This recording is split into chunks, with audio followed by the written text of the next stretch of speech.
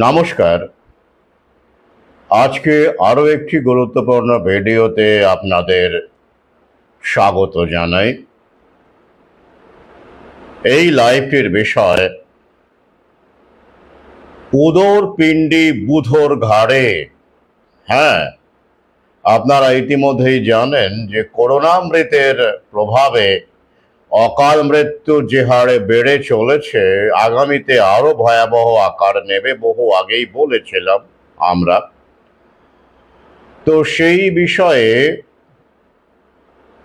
ওরা গবেষণা সামনে এনেছে, আবার গবেষণা সামনে এনেছে, সে বিষয়ে আলোচনা। প্রথম, উদর পিণ্ডি বুধর ঘাড়ে। এবং আরো একটি গুরুত্বপূর্ণ বিষয় এই লাইভে আলোচনা করতে চলেছি, যারা তাদের সন্তান সন্ততিকে এমবিবিএস পড়াবেন বলে ঠিক করেছেন প্রাইভেট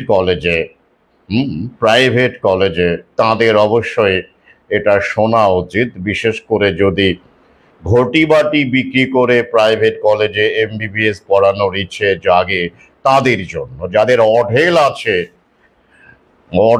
আছে তাদের জন্য নয়। জলে গেলেও কোনো অসুবিধে নেই, অঢেল থাকলে সমস্যা নেই। কিন্তু আমার প্রোফাইলে, আমার ফেসবুকে, আমার ইউটিউবে যারা আছেন, তাদের খুব একটা অঢেল আছে বলে আমার মনে হয় না। তাই এই বিষয়ে সতর্কতা, এবং এই সতর্কতার বিষয়টিকে সামনে আনবার জন্য একটি ঘটনা, একটি খবর, তেলেঙ্গানার একটি মেডিকেল কলেজের খবর, যেটি শুধু তেলেঙ্গানা নয়, প্রাইভেট মেডিকেল কলেজ মাত্রই ঘটে চলেছে আমাদের দেশে।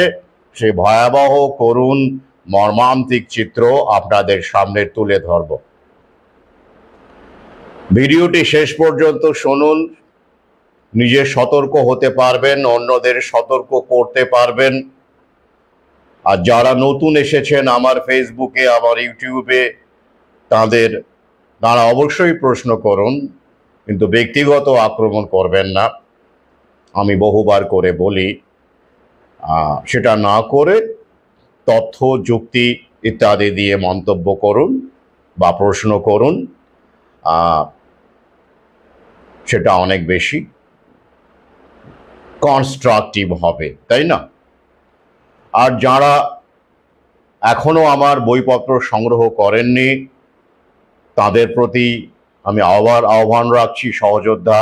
কারণ এই চ্যানেল, এই ফেসবুক বেশি দিনের জন্য নয়, আর আগামীতে যে সময় আসছে, তো তাই আমার অবর্তমানে বা সোশ্যাল মিডিয়ার অবর্তমানে বইগুলো আপনাদের সঙ্গে থাকবে। আপনার নিজেরা না পড়লেও আপনাদের আগামী প্রজন্মের জন্য থাকবে। কারণ এই মুহূর্তে এ ধরনের বইপত্র এই অধম ছাড়া কেউ লিখছে না। যারা পড়ছেন তারা জানেন। আজ এই পর্যন্তই এই বিষয়টি বলে। আর হ্যাঁ, যারা খুঁজে পাচ্ছেন না তাদের বলবো, কলেজ স্ট্রিটের ঠিকানা ইউটিউব চ্যানেলে দেওয়া আছে। এছাড়াও হোয়াটসঅ্যাপ করে জেনে নিতে পারেন। এছাড়াও কুরিয়ারের মাধ্যমেও অনেকে বই নিচ্ছেন। প্রথম খণ্ড ইতিমধ্যেই কিন্তু শেষ হয়ে গেছে। তবে অনেকে বলছেন যে প্রথম খণ্ডের সঙ্গে কি দ্বিতীয় খণ্ডের যোগাযোগ আছে? না, কোনো যোগাযোগ নেই, সম্পূর্ণ ভিন্ন বিষয়গুলো কোনো রেস্ট আনা হয়নি। অর্থাৎ দ্বিতীয় খণ্ড পড়লে প্রথম খণ্ডের কোনো অভাব বোধ করার কোনো কারণ নেই, কারণ প্রতিটি বিষয়েই পূর্ণাঙ্গ আলোচনা রয়েছে। দ্বিতীয় খণ্ড শেষের দিকে, বেশি কপি নেই কলেজ স্ট্রিটে। স্ট্যাচুও শেষের পথে।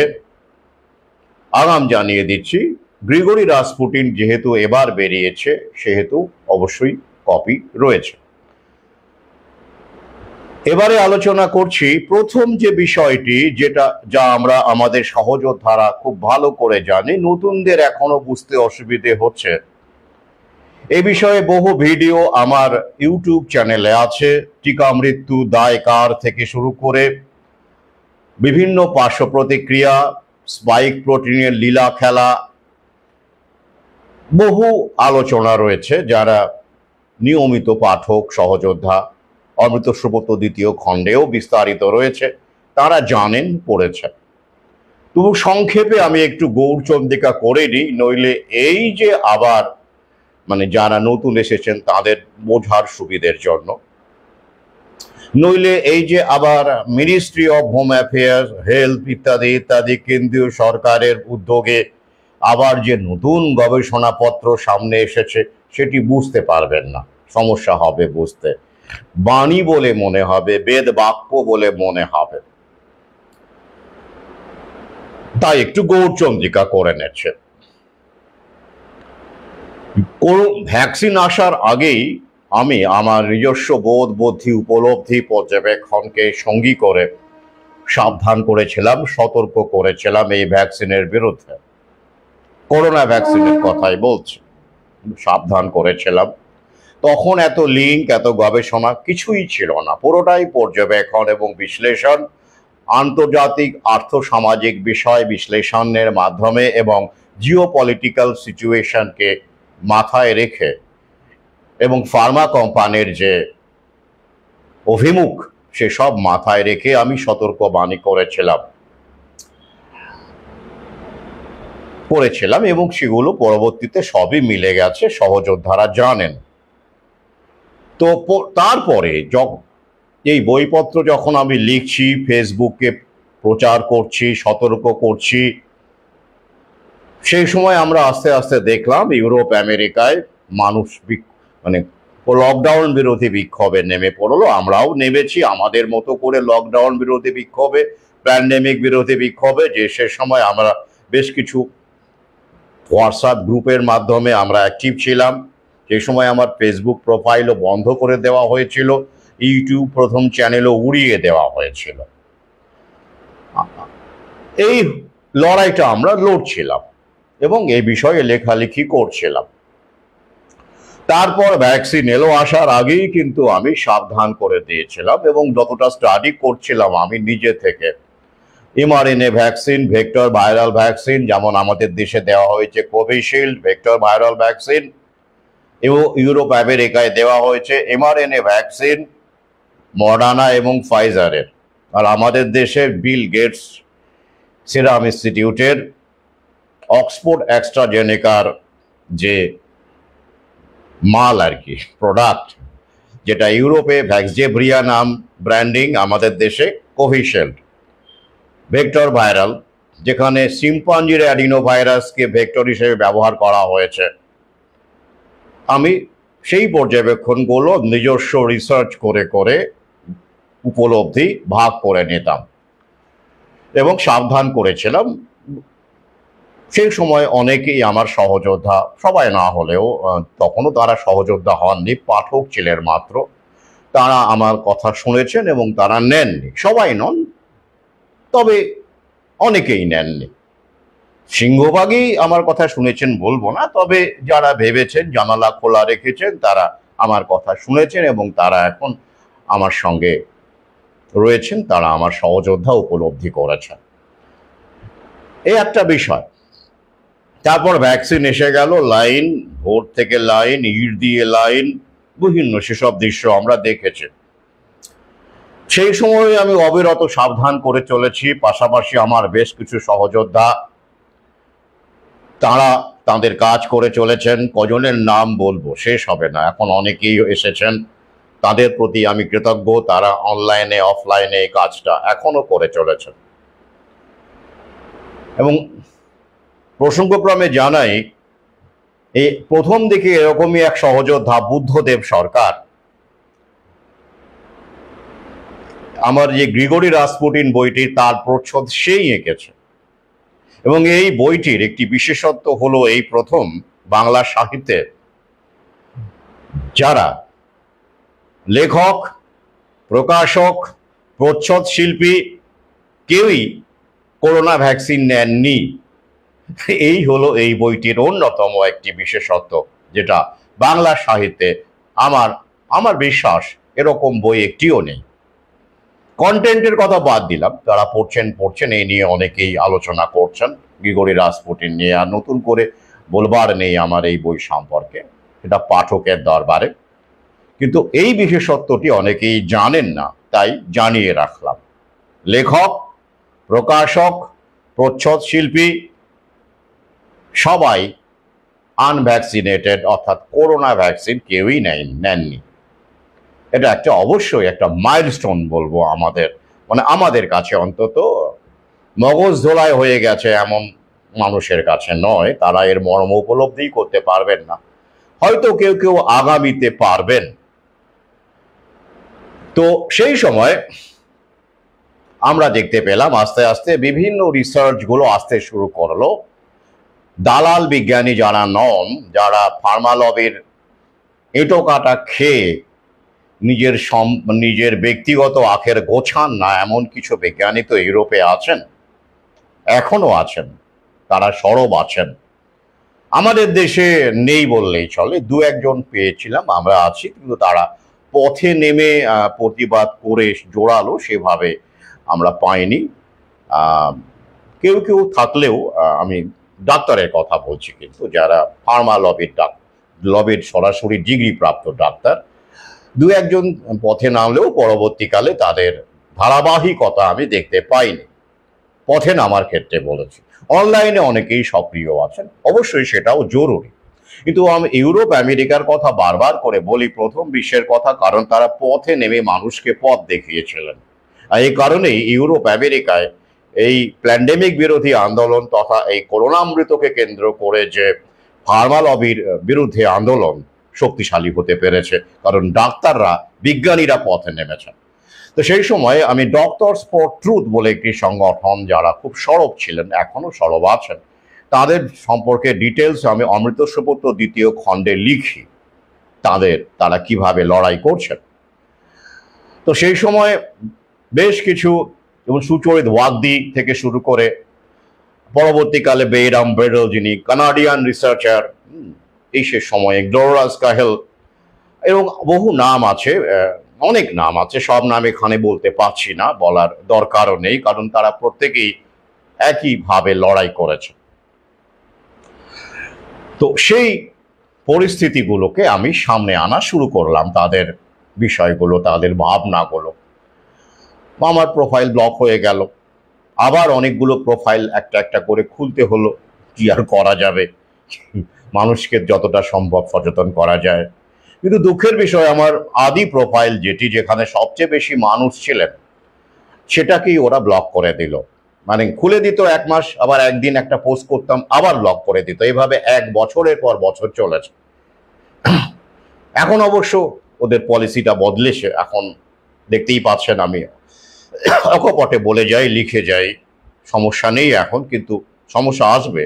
ওরা একটু ঢিলেমি করে দিয়ে দেখে নিচ্ছে আমাদের গতিবিধি, আমাদের বক্তব্য, ঠিক সময়ে ওরা আবার ওদের নীতি, মানে সোশ্যাল নেটওয়ার্কিংকে ওরা ইতিমধ্যেই ভিলেন বলে প্রতিপন্ন করেছে, কারণ তথাকথিত মিস ইনফরমেশন, করোনা ভ্যাকসিন সংক্রান্ত বলুন, যাই বলুন, সেটা বেশি ছড়াচ্ছে এই সোশ্যাল মিডিয়ার মাধ্যমে। এটা ওরা জানিয়ে দিয়েছে, ওরা বুঝতেও পেরে গেছে। তো যাই হোক, সে সময় আমরা দেখতে পেলাম যে এই গবেষণাগুলো আসছে এক এক করে, এবং আমার পর্যবেক্ষণ মিলে যাচ্ছে, এবং লিঙ্কগুলো দেওয়ার একটা সুযোগ হলো। সবাই লিঙ্ক চান, তো বিশেষ করে লিঙ্ক চান, তো সেই লিঙ্কগুলো দিতে শুরু করলো। সেই সময়ই বেইরাম ব্রেডল, যাকে নিয়ে আমার একটা ভিন্ন ভিডিও ছিল প্রথম চ্যানেলে, সেটা উড়িয়ে দেওয়া হয়েছে। তিনি কানাডিয়ান গবেষক, এবং করোনা ভ্যাকসিন ডেভেলপমেন্টের ক্ষেত্রে তার একটা বড় ভূমিকা। তিনি সরকার থেকে $5 লক্ষ গ্র্যান্টও পেয়েছিলেন এই কাজের উদ্দেশ্যে, অর্থাৎ করোনা ভ্যাকসিন ডেভেলপমেন্টের জন্য, গবেষণার কারণে। তিনি একটা সময়ে সেখান থেকে বেরিয়ে আসেন, বেরিয়ে এসে বিদ্রোহ ঘোষণা করে বলেন, এই ভ্যাকসিন মানুষের সর্বনাশ করবে। আগে হ্যাঁ উনি বলেন, এবং সঙ্গে সঙ্গে আমি দেখলাম যে না, ওকে আমি চিনতামই না, স্বাভাবিক। এগুলো তো আস্তে আস্তে সোশ্যাল মিডিয়ায় আসা শুরু করলো। তখন আমি দেখলাম যে না, আমার চিন্তা ভাবনা, আমি তো তথাকথিতভাবে এমডি নই, এমবিবিএস নই, গবেষক মাত্র, লেখক মাত্র, মিলে গেল হুবহু। তো তখন আমি তাকে নিয়ে একটি ভিডিও করি। সেখানে তিনি কি বলেছিলেন আসুন জেনে নেওয়া যাক সংক্ষেপে। তারপরেই আমি এই সরকার যেটা মানে তথাকথিত যে গবেষণা এসেছে এইমস এবং আইসিএমআর যৌথভাবে একটা গবেষণাপত্র প্রকাশ করেছে এবং কোভিশিল্ড নামক মালের প্রস্তুতকারক নির্মাতা সিরাম ইনস্টিটিউট তাকে আবার সমর্থন করে টুইট করেছে, সে সাথে পড়ে আসছে। সেখানে এই প্রখ্যাত গবেষক যিনি তার বিবেকের তাড়নায় সেখান থেকে বেরিয়ে এসেছিলেন, তাকে দাগিয়ে দেওয়া হয়, তারপর থেকে তাকে সরকারি বিভিন্ন রকমের সুযোগ সুবিধা থেকে বঞ্চিত করা হয় এবং তার টুইটার প্রোফাইল, তার সোশ্যাল নেটওয়ার্কিং প্রোফাইলকে ডিলিটও করে দেওয়া হয় সে সময়। তো বেহরাম পেটেল তখন কি বলেন? তিনি বলেন যে আমরা ভেবেছিলাম, আমরা যারা বানাচ্ছিলাম এই ভ্যাকসিনটা, আপনারা জানেন যে এই এমআরএনএ ভ্যাকসিন বলুন বা এই ভেক্টর ভাইরাল ভ্যাকসিন বলুন, সেখানে এই করোনার স্পাইক প্রোটিন ব্যবহার করা হয়েছে। SARS-CoV-2 দেখবেন দুটো প্রোটিন, মূলত দু রকমের, একটা সারফেস প্রোটিন যেটাকে স্পাইক প্রোটিন বলা হচ্ছে, আর একটা নিউক্লিও ক্যাপসিড প্রোটিন, সেটা নিয়ে ওই যে তাকে কেন্দ্র করে বাইভ্যালেন্ট ভ্যাকসিন বা যাই হোক আরেকটা কিন্তু যেটাকে সেকেন্ড জেনারেশন ভ্যাকসিন বলা হচ্ছে, সেটা কিন্তু তৈরি হচ্ছে করোনার। এটা কতটা ওরা দিতে পারবে মানুষকে নিয়ে আমার সন্দেহ আছে এখনো পর্যন্ত, তবে ওরা কিন্তু বানিয়ে ফেলেছে বা আমাদের বলছে ওরা বানাচ্ছে। অর্থাৎ যে ক্ষেত্রে এই ভ্যাকসিনের মধ্যে নিয়ে ভিন্ন ভিডিও আছে, আবার দুটো প্রোটিনেরই বিরুদ্ধে অ্যান্টিবডি তৈরি করতে পারবে আমাদের শরীর। যাই হোক সেটা ভিন্ন প্রসঙ্গ। এই স্পাইক প্রোটিন এই ভ্যাকসিনের মধ্যে, ভ্যাকসিন আমাদের শরীরে ট্রিগার করবে। স্পাইক প্রোটিন তো ভ্যাকসিনের মধ্যেই আছে, সেটাকে চিনিয়ে দেওয়া, আমাদের ইমিউন সিস্টেমকে চিনিয়ে দেওয়া, যাতে করে ওরা বলছে যে এভাবেই আমাদের শরীর অ্যান্টিবডি তৈরি করতে পারবে এবং আমরা নিরাপদ থাকবো করোনা ভ্যাকসিন, মানে করোনা থেকে, মহামারী, ভয়ঙ্কর মহামারী থেকে আমরা বেঁচে যাব, এমন যুক্তি ওরা দিয়েছিল, এখনো দিচ্ছে। কিন্তু বেহরাম পেটেল বললেন সমস্যাটা অন্যত্র। কি বললেন? যে আমরা ভেবেছিলাম যে ভ্যাকসিনে যে স্পাইক প্রোটিন আছে দেওয়া হচ্ছে শরীরকে চেনানোর জন্য, সেটা শোল্ডার মাসল, মানে যেখানে সূঁচটা ফোটানো হচ্ছে সেখানেই সীমাবদ্ধ থাকবে বলে আমরা ভেবেছিলাম, মানে তেমনটাই আমরা জেনেছিলাম বা সেভাবেই গবেষণাটা করা হয়েছিল, যেভাবেই স্টেপ নেওয়া হয়েছিল যে it will be limited, they will be limited to the shoulder muscle. কিন্তু আমরা দেখতে পাচ্ছি সেটা ছড়াচ্ছে, আমাদের ট্রায়ালে আমরা দেখতে পাচ্ছি সেটা ছড়াচ্ছে। হ্যাঁ, ট্রায়ালের সময়ও তিনি ছিলেন, তিনি সেটা বুঝতে পেরেছিলেন এবং তিনি বেরিয়ে এসেছিলেন। এই স্পাইক প্রোটিন ছড়াচ্ছে এবং ছড়িয়ে গোটা আমাদের শোল্ডার মাসল থেকে শরীরের বিভিন্ন জায়গায় পুঞ্জীভূত হচ্ছে এবং ভাইটাল অর্গানগুলো, ব্রেন, কিডনি, হার্ট, লিভার, যেখানে যেখানে স্পাইক প্রোটিনের কনসেন্ট্রেশনটা বেশি হচ্ছে সেখানে সেখানে সমস্যা দেখা যাচ্ছে। তার পরিণামে হার্ট অ্যাটাক, মানে ব্লাড ক্লট হচ্ছে, থ্রম্বোসিস হচ্ছে, কোনো কোনো ক্ষেত্রে থ্রম্বোসাইটোপেনিয়া হচ্ছে, তার ফলে থ্রম্বোসিসের ফলে কার্ডিয়াক অ্যারেস্ট, অকাল মৃত্যু বাড়বে, এটা তিনি বলেছিলেন, তখনও শুরু হয়নি। তো সেটা নিয়ে আমি ভিন্ন ভিডিও করেছিলাম। শুধু তাই নয়, পরবর্তীকালে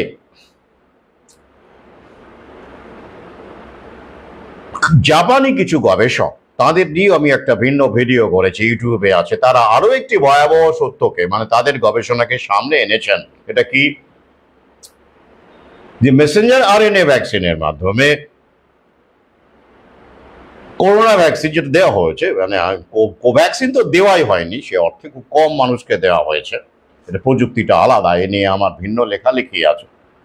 এটা ট্র্যাডিশনাল ভ্যাকসিন হিসেবে এসেছে বাজারে, যদিও তারও পার্শ্ব প্রতিক্রিয়া আছে, কিন্তু অকাল মৃত্যু, হার্ট অ্যাটাক, ব্রেন স্ট্রোকের ব্যাপারটা কিন্তু কোভ্যাক্সিনের ক্ষেত্রে তেমন ঘটছে না। সেরকম কোনো গবেষণা আমার কাছে নেই, আমি এ নিয়ে লিখেও ছিলাম। তো যাই হোক, এবার দেখা যাক সেই জাপানি গবেষকরা বলছেন, প্রায় 500 ডাক্তার মিলে তারা প্রতিবাদে পথেও নেমেছিলেন, যে এই স্পাইক প্রোটিন কিন্তু মাল্টিপ্লাই করছে শরীরে, থামছে না, নন স্টপ। শরীরকে বলা হলো তুমি বানিয়ে নাও, বানিয়ে চেনো নিয়ে তাকে প্রতিরোধ করো। মেসেজ দেওয়া হলো, ওই জন্য মেসেঞ্জার, বডিকে মেসেজ দিল, ইমিউন সিস্টেমকে মেসেজ দিল, কিন্তু দেখা যাচ্ছে সেই বানানোটা এটা থামছে না, নন স্টপ। তার ফলে জমতে জমতে জমতে জমতে বিভিন্ন রকমের পার্শ্ব প্রতিক্রিয়া, আমি বলি ক্রিয়া তৈরি হচ্ছে, বিভিন্ন রকমের বিপদ তৈরি হচ্ছে। কারো ক্ষেত্রে হার্ট অ্যাটাক, কারো ক্ষেত্রে ব্রেন স্ট্রোক, কারো ক্ষেত্রে কিডনি ফেলিওর, কারো ক্ষেত্রে লিভারের সমস্যা, কারো চামড়া, স্কিন, কারো ফ্রোজেন শোল্ডার, কারো গ্যাংগ্রিন, কারো বা ভিটিলিগো অর্থাৎ সেতি পর্যন্ত হয়ে যাচ্ছে। মানে এমন কোনো পার্শ্ব প্রতিক্রিয়া নেই যেটা হচ্ছে না। এছাড়া সর্দি কাশি, ক্রনিক হয়ে যাওয়া, আগে সহজেই ভালো হতো, এখন হচ্ছে না। জ্বর আগে সহজেই 2-1 দিনেই ঠিক হয়ে যেত, এখন হচ্ছে না। সুগার অত্যধিক বেড়ে গেছে, সামান্য ছিল বেড়ে গেছে, প্রেশারও তাই। মানে সর্বক্ষেত্রে একটা ভয়ানক অবস্থা তৈরি হয়েছে। তো এই ক্ষেত্রে করোনা ভ্যাকসিনের ক্ষেত্রে যেটা আমার পর্যবেক্ষণ এবং স্টাডি ছিল, যেটা এই বিষয়ে আমার লিঙ্কও দিয়েছিলাম, যে শুধুমাত্র নতুন নতুন পার্শ্ব প্রতিক্রিয়া তৈরি করবে এমন নয়, যার যে অসুস্থতাগুলো রয়েছে সেটাকে অ্যাগ্রাভেট করবে, অর্থাৎ বাড়িয়ে দেবে।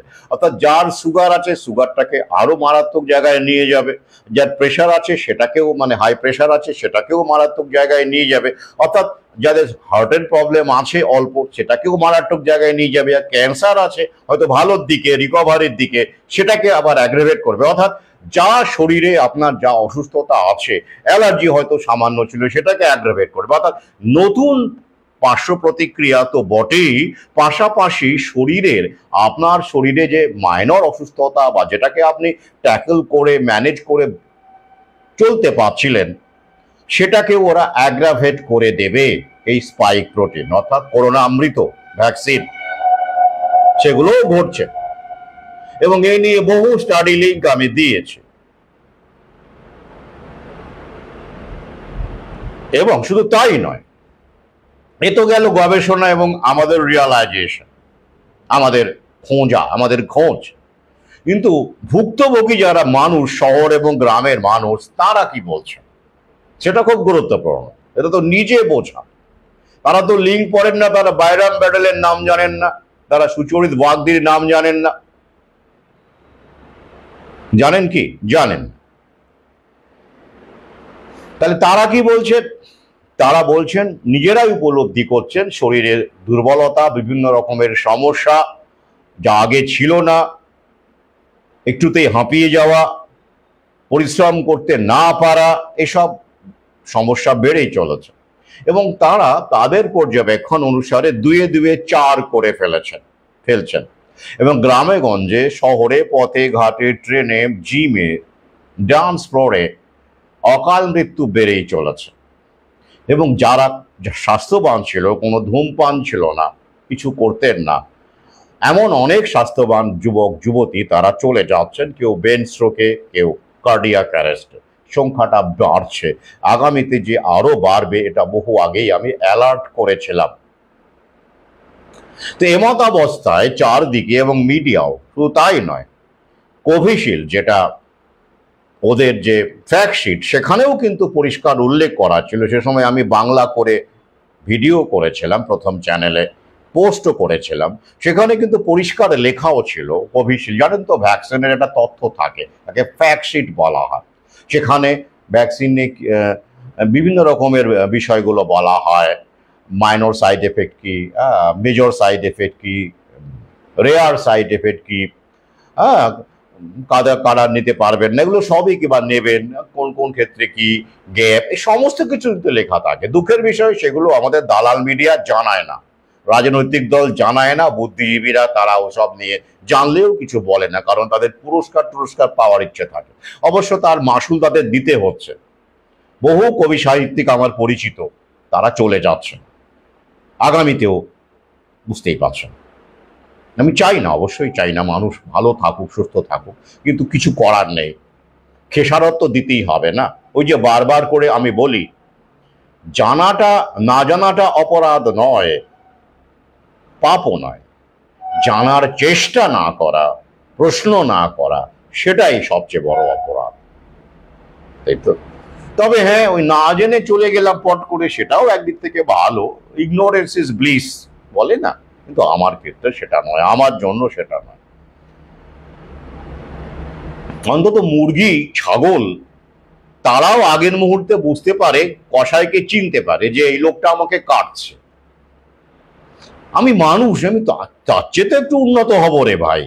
মুরগি ছাগলও বুঝতে পারে, শেষ মুহূর্তে হলেও কসাইকে চিনতে পারে যে এই লোকটা আমাকে কাটছে।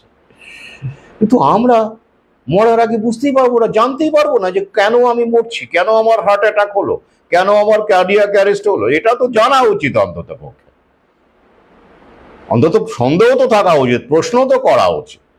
সেটা আমরা করব না। Ignorance is bliss.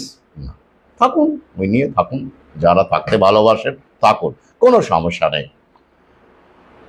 তো এবার গ্রামেগঞ্জের মানুষও বুঝতে পারছে, শহরের মানুষও বুঝতে পারছে, যারা ট্রামে বাসে কথা বলেন, প্রসঙ্গগুলো তোলেন, তারাও জানেন হ্যাঁ মানুষ এখন বুঝতে পারছে, পোস্টেও তারা দিচ্ছেন অনেকেই, হ্যাঁ সন্দেহ করছেন অনেকেই, এখন কেউ কেউ নিশ্চিত বুঝে গেছেন যে কেন এসব হচ্ছে।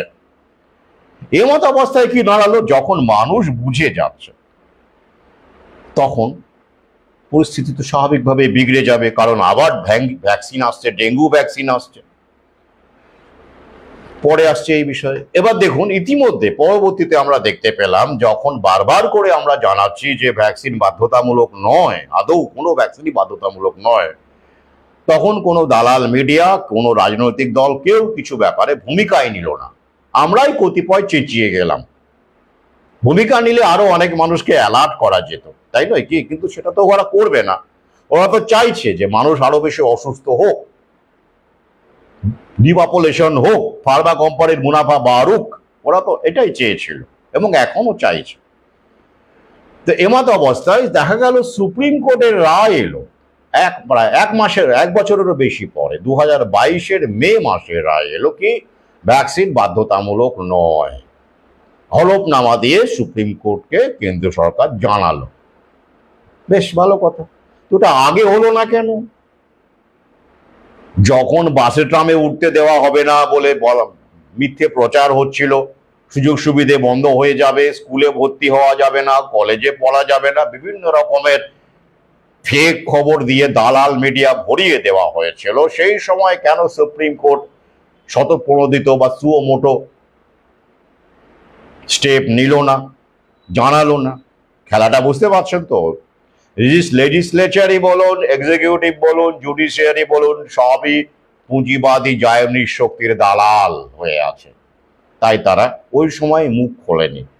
যখন 2022-এর মে মাসে যখন 2টো ডোজ হয়ে গেছে সবার,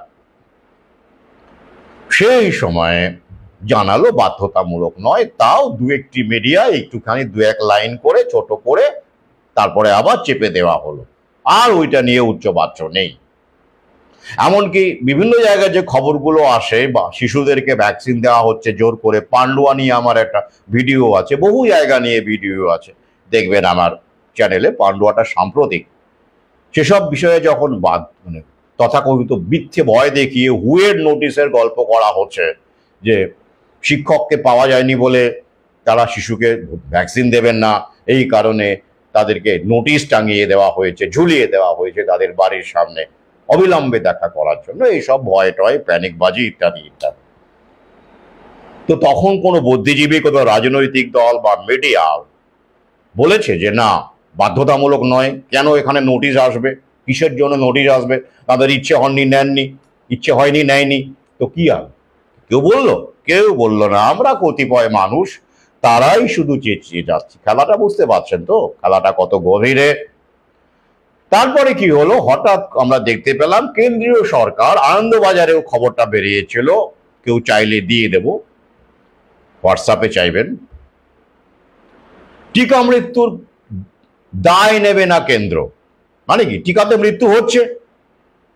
কোভিশিল্ডের ফ্যাক্ট শিটেও লেখা ছিল থ্রম্বোসিস হতে পারে, হার্ট অ্যাটাক, কার্ডিয়াক অ্যারেস্ট হতে পারে, রেয়ার ক্ষেত্রে বলেছিল। তো রেয়ার কতটা রেয়ার সেটা আমরা জানি, তা তো ওরাও স্বীকার করে নিয়েছে। ফ্যাক্ট শিটে বলা আছে যে এতজন থেকে মধ্যে এতজনের হতে পারে। মানে সর্দি কাশির ভ্যাকসিন নিলেন আপনি, সেখান থেকে বাঁচতে গিয়ে আপনি হার্ট অ্যাটাকের খপ্পরে পড়লেন। ভাবুন, করোনাতে কতজন মরেছিল বাস্তবে? তথ্য আছে? কোনো তথ্য নেই, কোনো তথ্য নেই। হসপিটালে ট্রিটমেন্ট প্রোটোকলে মেরে দেওয়া হয়েছে, ঘরে বাড়িতে বসে কেউ করোনায় মারা যায়নি। মহামারী মানে জানেন, রাস্তাঘাটে লাশ পড়ে থাকবে, যেটা প্লেগের সময় হয়েছিল, বুবনিক প্লেগ ইউরোপে। মহামারী মানে সেটাই, তাই তো? এটা গোটা বিশ্ব জুড়ে একসাথে হয়, নাম দিয়ে দিল প্যান্ডেমিক। ডেফিনেশন বদলে ফেললো, হুকে কবজা করে বিগ ফার্মা। তাহলে কেন্দ্রীয় সরকারও জানিয়ে দিয়েছে। কেন? টিকা মৃত্যুর দায় কেন্দ্র নেবে না, কারণ বাধ্যতামূলক ছিল না, একদম স্পষ্ট করে লেখা আছে, দিয়ে দেবো আপনাদের। তাহলে কেন জোর করা হলো? ওই হোয়াটসঅ্যাপ মেসেজে কায়দা করে, মৌখিকভাবে। কেউ তো গভর্নমেন্ট অর্ডার চায় না, মানুষ ওসব বোঝে না। বাবা, মিডিয়া বলছে, আনন্দবাজার বলছে, দালাল মিডিয়ারা বলছে, মানে ঠিক বাসে উঠতে দেবে না, ট্রেনে উঠতে দেবে না, পুরীর মন্দিরে বেড়াতে যেতে দেবে না, বিভিন্ন কারণে বিভিন্ন রকমের কন্ডিশন চলে এলো, শর্ত চলে এলো। বাজারি পত্রিকাগুলো তখন চুপ, শুধু এই প্রচার চালিয়ে যাচ্ছে তারা। তারা দায় কে নেবে? জনগণ জাগলে, ইউরোপের আমেরিকার মতো জনগণ জাগলে তবেই তো আরণ ধোলাই পড়বে। আমি বিশ্বাস করি আরণ ধোলাই কিছু করার নেই। আরণ ধোলাই দিলে নিচ থেকে টপ লেভেল পর্যন্ত বার্তাটা পৌঁছে দেওয়া যাবে, এবং সেটা ভয় পায় ওরা, ভয় পাচ্ছে ওরা। আর তাই ওরা সামাল দেওয়ার জন্য আবার গবেষণাপত্র বের করছে। তাহলে কেন্দ্র সরকারও স্বীকার করে নিয়েছে। এছাড়া আরো গবেষণা আমাদের দেশেই বেরিয়েছে, তারাও স্বীকার করে নিয়েছে। কোভিশিল্ডের ফ্যাক্ট শিটেও বলা আছে যে হ্যাঁ, হতে পারে, ব্লাড ক্লট হতে পারে, থ্রম্বোসিস হতে পারে, মৃত্যু হতে পারে। তাহলে কেন? তাহলে আবার কি এসব? তাহলে আবার নতুন করে এইমস কে দিয়ে, আইসিএমআর কে দিয়ে গবেষণাপত্র কেন? সামাল দেওয়ার জন্য। আসলে তরিটা টলমল করছে, ওরা বুঝতে পারছে সোশ্যাল মিডিয়া যে একটা মানুষের প্রতিবাদের জায়গা হয়ে এভাবে উঠবে, এবং ওরা যেটাকে মিস ইনফরমেশন বলছে, ওটা যে আসল ইনফরমেশন, যেটাকে ওরা চেপে রাখে বিগ ফার্মার ব্যবসাকে অব্যাহত রাখবার জন্য, মুনাফাবাজিকে অব্যাহত রাখবার জন্য, শোষণকে অব্যাহত রাখবার জন্য, সেই সত্যটা সোশ্যাল মিডিয়াতেই আমরাই প্রকাশ করে দিচ্ছি বারবার করে। আর তাই ওরা এখন বলছে সোশ্যাল মিডিয়া ডিসইনফরমেশন করে, সোশ্যাল মিডিয়া মিস ইনফর্ম করে। ওদেরই সোশ্যাল মিডিয়া গাফাম। এভাবেই ব্যবহার করতে হবে, এভাবেই ব্যবহার করতে হবে। ওদের অস্ত্র ওদেরকে ফিরিয়ে দিতে হবে, বুমেরাং করতে হবে আমাদের। আমরা সেটাই করছি, তবে অফলাইনেও সমান সক্রিয় হতে হবে। তাহলে এইবার এই রিসার্চটা কেন এলো? কারণ নতুন করে রিসার্চটা আনতে হলো। দেখবেন এটা টিভিতে খবরেও বলেছে, বড় করে বলেছে, চেঁচিয়ে চেঁচিয়ে বলেছে। আমার কাছে লিঙ্কও আছে, আপনারাও জানেন। সেখানে কি বলা হচ্ছে, আইসিএমআর এবং এইমস এর মিলিতভাবে এবং সরকারের উদ্যোগে, মিনিস্ট্রি অফ হেলথের উদ্যোগে যে রিসার্চ করা হলো, তাতে দেখা যাচ্ছে যে 2023 পর্যন্ত তারা নাকি 47টি কেস ওরা নাকি দেখেছে। ইত্যাদি ইত্যাদি। এরকম মৃত্যু দেখে তারা নাকি করোনা ভ্যাকসিনের সঙ্গে মানে কোভিশিল্ডের সঙ্গে, সিরাম ইনস্টিটিউট কোভিশিল্ডের সঙ্গে কোনো যোগ খুঁজে নাকি ডাইরেক্ট কোনো কজুয়াল রিলেশন যাকে বলা হয় খুঁজে পায়নি। কজেল কোনো রিলেশনশিপ নেই, পায়নি। এবং এই আনন্দে বিল গেটসের ডাইরেক্ট দালাল আমাদের দেশে পৃথিবীর সবচেয়ে বড় vaccine institute serum institute of India, জানেন তো? আমাদের দেশে সবচেয়ে বড় বড় ব্যাপার আছে, আসল ক্ষেত্রে কিছু নেই, ফাঁকা শূন্য। আমাদের কিছু গৌরবময় অতীত আছে, হেরিটেজ আছে, আমরা একসময় বিশ্বকে আলো দেখিয়েছিলাম, সেসব তথ্য শুধু আছে, আর কিছু নেই বর্তমানে, সব শেষ করে দিয়েছে ওরা। কিন্তু সবচেয়ে বড় আছে কি, সবচেয়ে বড় টপ লেভেলের বিলিয়নিয়ার আমাদের দেশে আছে। বিলিয়নিয়ারের সংখ্যায় আমরা এখন 3 নম্বরে।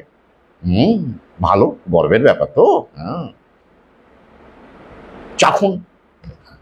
আর কি, সবচেয়ে বড়, সবচেয়ে বেশি ভ্যাকসিন উৎপন্ন করে এমন একটি সংস্থা সিরাম ইনস্টিটিউট অফ ইন্ডিয়া, সেটা আমাদের দেশেই আছে।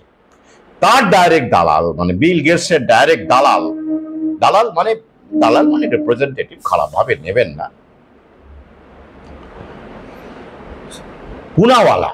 আবার পুনাওয়ালা সাহেব তিনি বলেছেন, এই তো আমাদের ভ্যাকসিনের কোনো দোষ নেই, একদম ঠিকঠাক, সেফটি একেবারে নিরাপদ, দারুণ সেফটি আমাদের ভ্যাকসিনের। এই যে রিসার্চ বলে দিল। তো কেন এই রিসার্চ আসতে হলো? ওই যে মানুষ বুঝতে পারছে, তাই ওদেরকে সামাল দেওয়ার জন্য ওরা এখন ব্যতিব্যস্ত হয়ে কি করে মানুষকে আবার ওদের লাইনে ফেলা যাবে, কি করে? কারণ মানুষ তো খেপছে, মানুষ তো আর পরবর্তী ভ্যাকসিন গুলো নেবে না। এমনকি আমাদের দেশে এই প্রথম আমাদের মতো কিছু অভদ্র লোক, পাগল বলুন, যেভাবেই বলুন, তাদের উদ্যোগেই শিশু ভ্যাকসিন নেওয়া বন্ধ করে দিয়েছেন বেশ কিছু অভিভাবক। তাদের কারো কারো ছবি, সবার তো ছবি দেওয়া যায় না, কারণ লড়াই করতে হচ্ছে তাদেরকে এখনো অনেককে। সেখানে আমি আমার ফেসবুক প্রোফাইলে পেজে দিয়ে থাকি, তাই তো সেটা ওদের কিন্তু বুঝতে পারছে ওরা এটা আগামীতে হতে পারে। অতি লোভে তাঁতি নষ্ট একটা কথা আছে না, গ্রাস অল লুজ অল। তো সেটা ওরা উপলব্ধি করতে পারছে যে না, এই ব্যাপারটা করোনাটা, ওই জন্যই আমরা বলি, আপনারাও একমত হন যারা সহযোদ্ধা, যেটা একটা ব্লেসিং ইন ডিসগাইজ। কারণ মানুষ যারা আগে থেকে ভাবতেন তাদের কথা বলছি না, কিন্তু অনেক নতুন যারা এসেছেন, আগে ভাবতেনই না, তারা এখন ভাবছেন, তাই করোনার কাছে তারা কৃতজ্ঞ, একদমই তাই। তো এভাবে ওরা বুঝতে পারছে, তো মহা মুশকিল। এটা তো ওরা ভাবতে পারেননি। ওরা ভেবেছিল হার্ট অ্যাটাক হতো, আগেও হতো, এখনো হয়, ব্রেন স্ট্রোক আগেও হতো, এখনো হয়, ও ঠিক আছে, মানুষ মেনে নেবে। আত্মহত্যা, ডিপ্রেশন আগেও করতো মানুষ, এখনো হয়, করছে। কিডনি সমস্ত কিছুই আগে হয়, সুগারও আগে ছিল, সবই তো আগে ছিল। তো সেই ভ্যাকসিনের অবদানে বাড়ছে, সংখ্যা বাড়ছে, এটা মানুষ বুঝতে পারবে, ওরা কিন্তু ভাবেনি। এই সোশ্যাল মিডিয়া আমাদের মতো কিছু মূল স্রোতের বিরুদ্ধে যাওয়া মানুষ, যাদেরকে ওরা কনস্পিরেসি থিওরিজ বলে দাগিয়ে দেয়, বইয়ে গেল, পুরস্কারের প্রত্যাশা করি না আমরা। কিন্তু ওই যে অনেক লেখক সাহিত্যিক করে, তারা ওই জন্য চুপচাপ, বুঝতে পারলেও চুপচাপ থাকেন, ওই বিষয়ে কিছু বলেন না। আর যারা বুঝতে পারেননি তারা তো নিয়েই নিয়েছেন।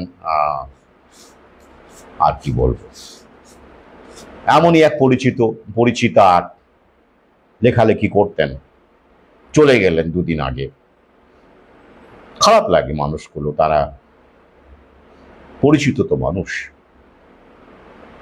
এভাবে চলে যাওয়া কি বাঞ্ছনীয় ছিল? তো এই যে একটা প্রেক্ষাপট, যখন ওরা দেখতে পাচ্ছে মানুষের মধ্যে এই ব্যাপারটা ছড়াচ্ছে, মানুষ ভ্যাকসিনকেই এখন সন্দেহ করা শুরু করেছে, তার উপরে ডেঙ্গু ভ্যাকসিন আসছে, প্যান্ডেমিক ট্রিটি সই হয়ে গেছে, ডেঙ্গু ভ্যাকসিন পুনাওয়ালাই নিয়ে আসছেন, তিনিও বিল গেটসের ইনভেস্টমেন্ট বল, এবং তারটাই যে আমাদের দেশে দেওয়ার মানে বেশি সম্ভাবনা, সেটা আমরা জানি। তো তিনি তো স্বাভাবিকভাবেই চিন্তিত হবেন, এত ইনভেস্ট করেছেন, সরকার যদি না কেনে, জনগণ যদি না নিতে চায় তো সরকার কিনবে না। না, এই যে এইচপিভি ভ্যাকসিনটা এখনো ওই যে পুনাওয়ালা বানিয়ে রেখেছেন বিল গেটসের সার্ভাইকাল ক্যান্সার ভ্যাকসিন, চোরাগপ্তা বিভিন্ন স্কুল টুলে দেওয়া হচ্ছে এনজিওর মাধ্যমে। ডাক্তাররাও দিনরাত উঠে পড়ে প্রমোট করে যাচ্ছেন সোশ্যাল মিডিয়াতে, সার্ভাইকাল ক্যান্সার কত ভালো, কত সুন্দর, কত দারুণ, কত প্রাণ রক্ষা করে জানিয়ে যাচ্ছেন। তো সেটা কি এখনো দেওয়া গেল? ন্যাশনাল ইমিউনাইজেশন প্রোগ্রামের মাধ্যমে দেওয়া গেল না, কারণ সরকারও বুঝতে পারছে এখন জোর করলে চাপ আছে, মুশকিল আছে, কারণ মানুষ এখন অনেকটাই বুঝতে পারছে, সবাই না হলেও। তাই সরকার কিন্তু ভেবে চিনতে এখন পা ফেলছে। সামনে আবার ভোট আছে এই রাজ্যে, অনেক কিছু ফ্যাক্টর আছে, কিন্তু আমাদের প্রতিবাদটা চালিয়ে যেতে হবে, অব্যাহত রাখতে হবে। তো ওরা এই গবেষণাপত্রে কি বললো একটু দেখে নিই আমরা, কি বললো গবেষণাপত্রে।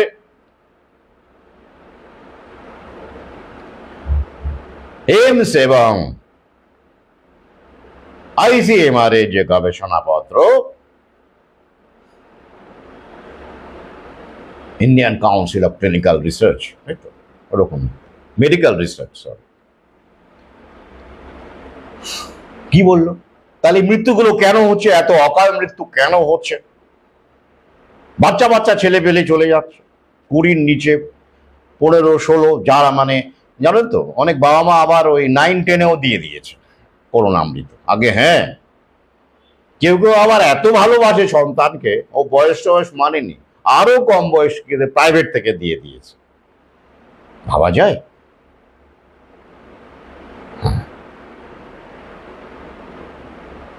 আর আমেরিকায় তো 6 মাস অব্দি নামিয়ে এনেছিল, আমাদের দেশে অফিসিয়ালি 12 বছর অব্দি নেমেছিল করোনা ভ্যাকসিনের বয়স। কেউ কেউ তারও কমে প্রোটেকশনের মানে প্যানিকে পড়ে প্রাইভেট থেকে নিয়ে নিয়েছে। সরকার তো আবার জল দিতে পারে না, বিনা পয়সায় জল দিয়েছে, এরকম লোকজন বলেছে। আরে বাবা, গভীরে যেতে হবে। তো যাই হোক, মরছে কেন তাহলে এত মানুষ? তথ্য বলছে, বিভিন্ন রকম ইয়েতে বলছে, ডাক্তাররা নিজেরা বলছেন যে হ্যাঁ বেড়ে গেছে, এত রোগী, হার্টের সমস্যা নিয়ে এত রোগী, এত সমস্যা আগে ছিল না। পরিবারের লোকজনও বুঝতে পারছে যে আমার সন্তানের তো কোনো নেশা ছিল না, কিছু নেই, হঠাৎ চলে গেল। তো তারা বলছেন, যুক্তিতে বলা হচ্ছে না না না, করোনা ভ্যাকসিন নয়, কোভিশিল্ড নয়, লাইফস্টাইলের জন্য, জেনেটিক ফ্যাক্টর, লাইফস্টাইল ইত্যাদি কারণে নাকি, এই সব কারণেই নাকি তার অকাল মৃত্যু হচ্ছে। বাহ, কি যুক্তি! পাবলিকও হাঁদা, পাবলিকও প্রশ্ন করে না। আচ্ছা, এবার তাহলে প্রশ্ন করুন, লাইফস্টাইলটা রাতারাতি এরকম হলো? যদি লাইফস্টাইলের উপর দোষ দেওয়া যায়, তো করোনা ভ্যাকসিন নেওয়ার পরই মানুষের যুবক যুবতীদের লাইফস্টাইল চেঞ্জ হয়ে গেল।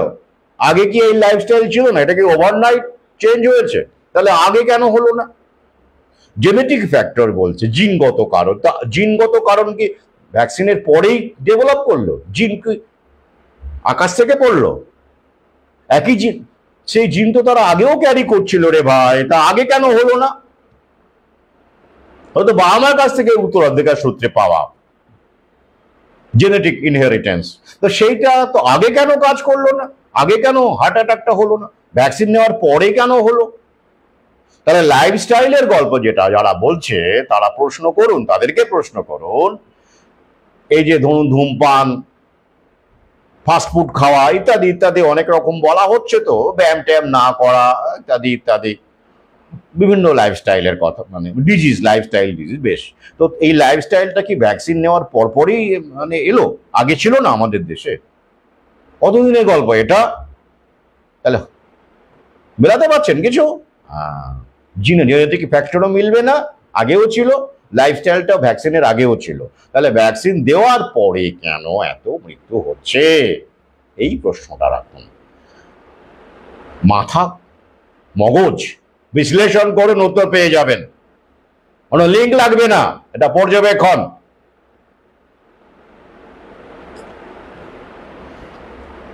হ্যাঁ,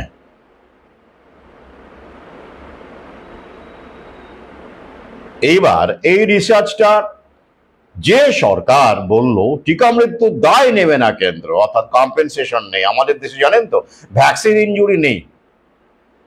এটা নিয়ে আমার আগের ভিডিওতে বলেছি, ইউরোপ আমেরিকায় ভ্যাকসিন ইনজুরি কোর্ট আছে, যে কোনো ভ্যাকসিনে, চাইল্ডহুড ভ্যাকসিন থেকে শুরু করে করোনা ভ্যাকসিনের ক্ষেত্রে ওরা ক্ষতিপূরণ অল্প হলেও এখনো দিচ্ছে, লড়াই চলছে, সহজে ছাড়বে না ওখানকার মানুষ।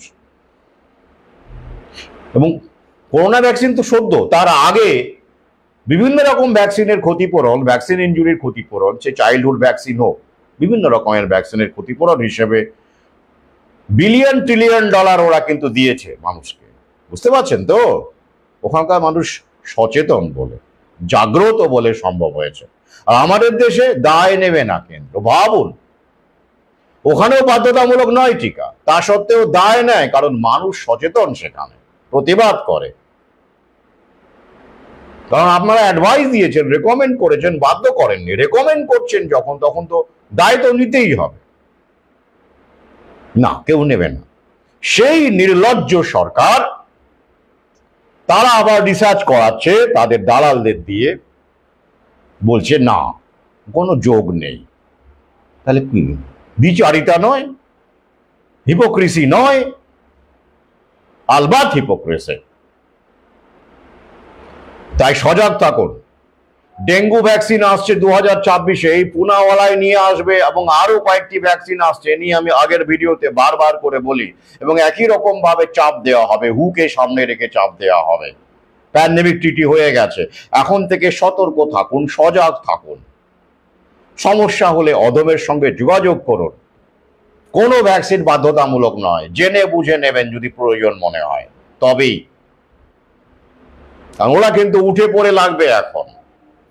দালাল চিকিৎসকদেরও কিন্তু জীবন সময় ঘনিয়ে আসছে, ভেবেছে যে আমরা তো বেঁচে গেলাম, কেউ কেউ নেননি, কিন্তু রোগীদের নিতে বলেছেন, তেমন খবরও আছে। আবার নিজেরা নিয়েও অকালে চলে গেছেন এমন চিকিৎসকের সংখ্যাও কম নয়, সেটাও আমরা জানি। কিন্তু টপ লেভেলের চিকিৎসকরা তারা কিন্তু নেননি। টপ লেভেল কেউই ভ্যাকসিন নেননি, করোনা ভ্যাকসিন। বিলিয়নিয়ার হোক, ফিল্ম স্টার হোক, রাজনৈতিক নেতা হোক, টপ লেভেলের কেউ নেননি, আমি বহু আগেই বলেছি। তাই দেখবেন টপ লেভেলে কোনো হার্ট অ্যাটাক নেই, ব্রেন স্ট্রোক নেই, মৃত্যু হারটা সাধারণ লেভেলে, মিডল লেভেল, মিডল ক্লাস এবং গরিব মানুষ, লোয়ার মিডল ক্লাস, পুয়ার সেকশনের মধ্যেই ঘটে চলেছে, টপ লেভেলে নেই এত। হ্যাঁ, এটাই বাস্তব ছবি। সতর্ক থাকুন। এবারে আসছি পরবর্তী বিষয়। এটি খবর, আমি লিঙ্ক দিয়ে দেবো, দেখে নেবেন। তেলেঙ্গানার একটি medical college, private medical college, সেখানকার 64 জন ইন্টার্নকে, যারা MBBS পাঠরত, জানেন তো একটা ইন্টার্ন করতে হয়, তারপরে তাদেরকে 1 সপ্তাহের জন্য সাসপেন্ড করেছে। এখানেই থেমে নেই, ব্যাপারটা আরো জল ঘুরিয়েছে, আমি আসছি এক এক করে। কেন? কারণ হলো এটাই, আগে আমরা দেখে নিই যে এই প্রাইভেট মেডিকেল কলেজগুলোতে কি হচ্ছে সংক্ষেপে। আপনারা জানেন যে প্রাইভেট কলেজে মেডিকেল MBBS পড়তে গেলে প্রচুর টাকা লাগে। সরকারি কলেজগুলোতে একটা সময় ছিল মেধাবী ছেলে মেয়েরা কিন্তু প্রায় বিনা পয়সায় বা কম খরচে ডাক্তারি পড়তে পারত। এখন সরকারি ব্যবস্থাটাকেই ওরা লাটে তুলবে, দেখবেন তুলে দিচ্ছে আস্তে আস্তে, সেটা শিক্ষাই হোক, মেডিকেলই, মানে টেকনিক্যাল, নন টেকনিক্যাল সব কিছু, মেডিকেল। তাই দেখবেন নিট নিয়ে যেসব ঘোটালা করা শুরু করেছে, নিট পিজি নিয়ে বিভিন্ন রকমের যেসব খবর টবর নকল করা, বিভিন্ন ওরাই ভেতর থেকে করে আর কি, বিভিন্ন রকমের দুর্নীতি আমাদের সামনে আসছে ফেজ বাই ফেজ। সরকারি, আমি বহু আগে বলেছি, সরকারি পয়সায় সাবসিডিতে MBBS পড়ার দিন ঘনিয়ে আসছে, নেই আর বেশি দিন, তারই জোয়ার যন্ত্র চলছে, এটা সাবধান করে দিলাম। তাহলে সরকারি কলেজে যেটা আপনি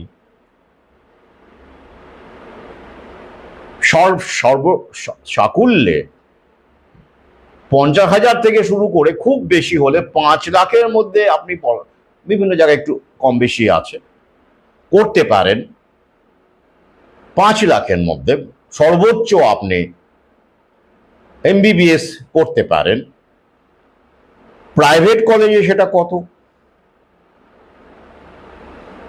সেটা মিনিমাম 35 লাখ, তার কমে হয় না। মিনিমাম সেটা এখন আর হয় না 35 লাখ, 7 থেকে 1.5 কোটি পর্যন্ত। ভাবুন, 1.5 কোটি, 1 কোটি ছাপিয়ে যায়, এরকম বহু মেডিকেল কলেজ আছে। তাহলে ওই যে বিভিন্ন রকমের কোটা ম্যানেজমেন্টের গল্প টল্প ইত্যাদি মিলে, তাহলে আমি সবচেয়ে কমটাই ধরলাম 35 থেকে 40 লাখ, আর এদিকে 5 লাখ, ওদিকের বেশিটাই ধরলাম। ফারাকটা দেখতে পাচ্ছেন তো? ফারাকটা বুঝুন। তাহলে আগামীতে মেডিকেল কলেজে, মানে প্রাইভেট মেডিকেল কলেজে এমবিবিএস কারা পড়তে পারবে, কাদের জন্য থাকবে? সরকারি ব্যবস্থা উঠে গেলে শুরুই হয়ে গেছে, জানেন আপনারা, বিএসসি নার্সিং এ নিয়োগ নেই আমাদের রাজ্যে। 2022-এর শেষ বিজ্ঞপ্তি বেরিয়েছিল, তারপরে আর বিজ্ঞপ্তির দেখা নেই। সরকারি হাসপাতালগুলোতে এমবিবিএস নিয়োগ হচ্ছে না। কোথায়? চিকিৎসক নেই। পরীক্ষা হবে না, সব চুক্তিভিত্তিক হবে যদি নেয়, বহু আগেই বলেছি। তাহলে এই প্রাইভেট মেডিকেল কলেজে পড়ে এসব এমবিবিএস এরা কোথায় চাকরি করবে? কেন? প্রাইভেটে ওদের তো আবার হসপিটাল আছে, সেখানেই করবে। মানে পুরো একটা ইকোসিস্টেম বানিয়ে নিচ্ছে ওরা, ওদের আন্ডারেই করবে। পোস্ট না থাকলে ওইসব অন্য কাজ করাবে, টার্গেট দেবে, সেলসে কাজ করাবে। হ্যাঁ, আসছে এক এক করে। এইটাই হলো খেলা। তবে এই সিস্টেমও বেশি দিন চলবে না, ভেঙে পড়বে এই সিস্টেম। কারণ ওরা সামাল দেওয়ার চেষ্টা করছে বিভিন্নভাবে, এআই রোবোটিক্সকে এনে মুনাফাকে এক্সট্রিম করতে করতে করতে করতে এক সময় এই মডেলটা ভেঙে পড়বে, সেটা আমি জানি। সেটা এখনো দেরি আছে, যদিও মডেলটা ভেঙে পড়বে একদিন, ব্যাক টু স্কোয়ার ওয়ান হয়ে যাবে। এবার সেখানে কি? তাহলে 35 লক্ষ।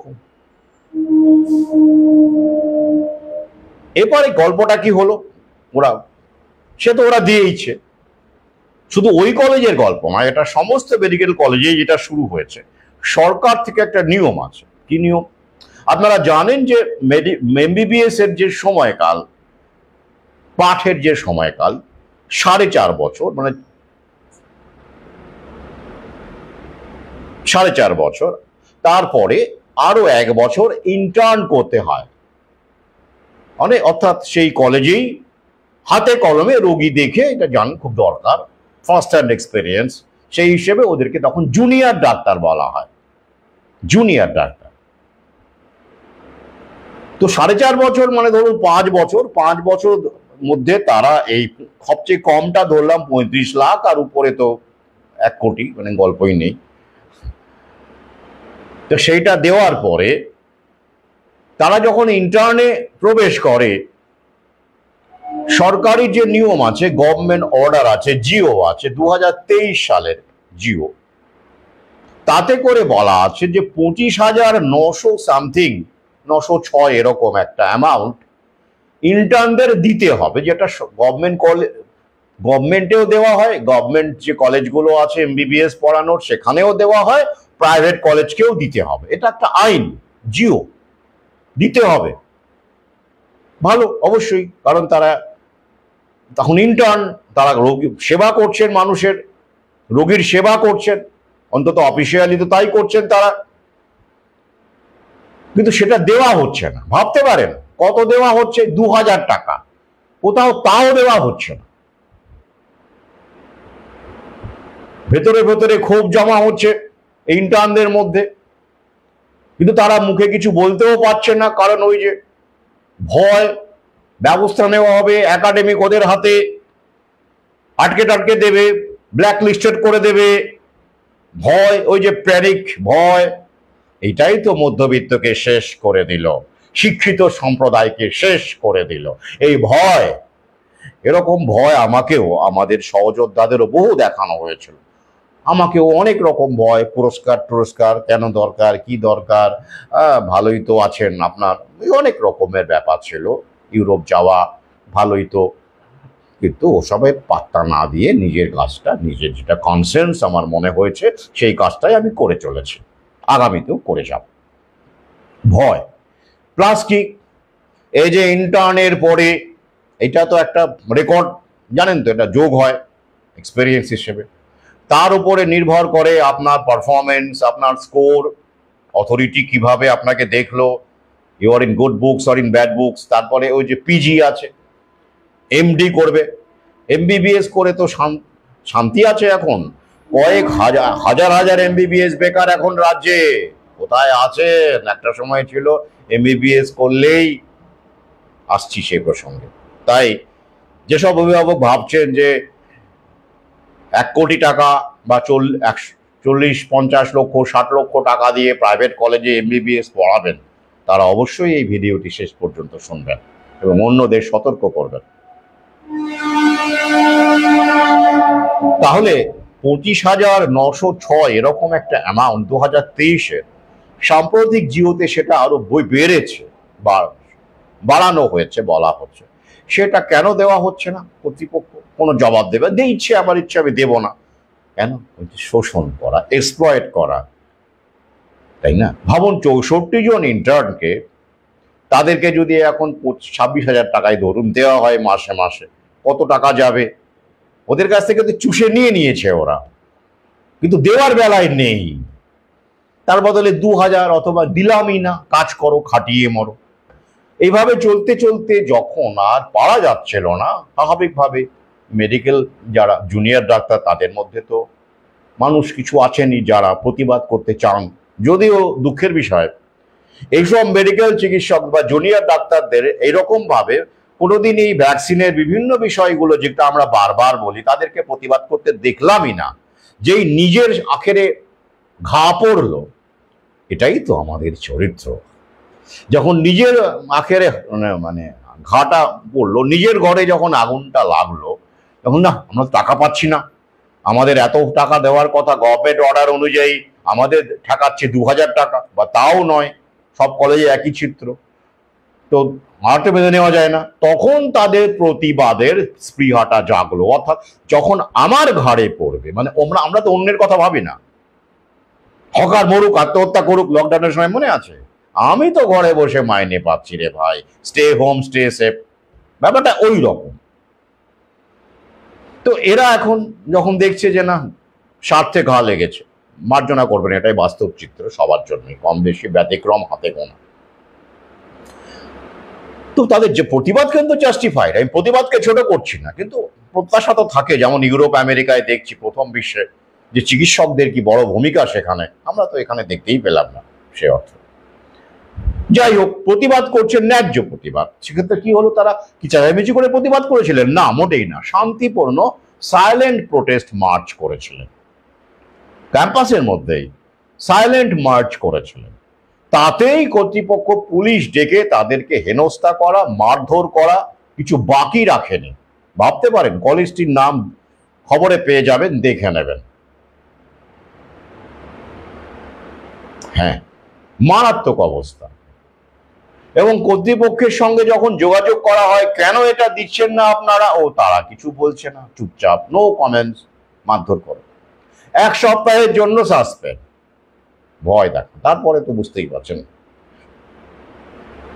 কিছু যখন অভিভাবক ব্যাপারটা নিয়ে একটু তৎপর হন, তখন তারা কি করে, 2003 সালের একটা জিও দেখায়। সেই সময় অবিভক্ত অন্ধ্রপ্রদেশ, তখন তেলেঙ্গানা ভাগই হয়নি, ভাবুন। সেখানে নাকি কি একটা জিও ছিল, সেখানে বলা হচ্ছে ছাত্রদের কাছ থেকে 25,000 টাকা নেওয়া হবে, সেটাই 5,000 করে করে নাকি দেওয়া হবে, 5 মাসে বা 6 মাসে, যাই যেভাবে ভাগ করে দেওয়া হবে, বা ভাগ করে দেওয়া হবে, এরকম নাকি জিও একটা 2003-এর আছে। কিন্তু 2023-এর জিওটাই তো চলবে, ওটাই তো লেটেস্ট। যখন রাজ্য ভাগই হয়নি সেই জিও দেখানোর মানে কি? দেখতে পাচ্ছেন তো, মানুষ শর্ট হলে, অসৎ হলে, শোষণ হলে, মানে পুঁজি হয়ে গেলে, পুঁজিপতি হয়ে গেলে কতটা নীচ হতে পারে মানুষ। এটা অবশ্য আমাদের মধ্যেই থাকে, এনিমি উইদিন বারবার করে বলি, তারই রূপ সেটা। শুধু তাই নয়, তারপরে কি হলো, সাম্প্রতিক খবর বলছে যে এইসব ছাত্রদের থ্রেট করা হচ্ছে, বলা হচ্ছে সোশ্যাল মিডিয়ায় ভিডিও করে তারা যেন ক্ষমা চায়, এই মর্মে, যেটা কলেজের আভ্যন্তরীণ ব্যাপার, ভেতরের ব্যাপার, ইন্টারনাল ম্যাটার, আমরা এটা বলে ভুল করেছি, আমরা ক্ষমা চাইছি, এরকম করে ভিডিও বানানোর চাপ আসছে আগে। হ্যাঁ, শুধু তাই নয়, যে 8 ঘন্টা ডিউটির বদলে 36 ঘন্টা ডিউটি করানোর জন্য থ্রেট দেওয়া হচ্ছে যে এটা যদি না করা হয়, ক্ষমা যদি না চাওয়া হয়, তাহলে 36 ঘন্টা ডিউটি, মানে ডিউটি আওয়াজ বাড়িয়ে দেবে আর কি। জানি না এখন 24 ঘন্টার মধ্যে 36 ঘন্টা কি করে ডিউটি, তার মানে কন্টিনিউয়াস চালিয়ে, মানে বুঝতেই পারছেন, অর্থাৎ এক টানা 24 ঘন্টার পরে আবার 12 ঘন্টা ডিউটি করতে হবে, অর্থাৎ 1.5 দিন ডিউটি করতে হবে কন্টিনিউয়াস। ভাবতে পারেন কিরকম থ্রেট। বেসরকারি হলে পরিষেবা ভালো হয় আগে, হ্যাঁ ওই তো আপনারাই বলেছিলেন, এইবার টের পাবেন বেসরকারি হলে পরিষেবা কেমন হয়, কেমন হচ্ছে। হ্যাঁ, বেসরকারি হলে পরিষেবা ভালো হয় তাদের ক্ষেত্রে যারা সরকারি ক্ষেত্রে মাইনে পান এবং সেই মাইনের টাকা দিয়ে বেসরকারি স্কুলে বা প্রতিষ্ঠানে পড়ান, তারা বিশ্বাস করেন, হয় করবেন বেসরকারি হলে পরিষেবা ভালো হয়। সরকারি পরিষেবাটাও পাচ্ছেন মাস গেলে মাইনে, এবং সেই টাকা দিয়ে বেসরকারি পরিষেবা দিচ্ছেন।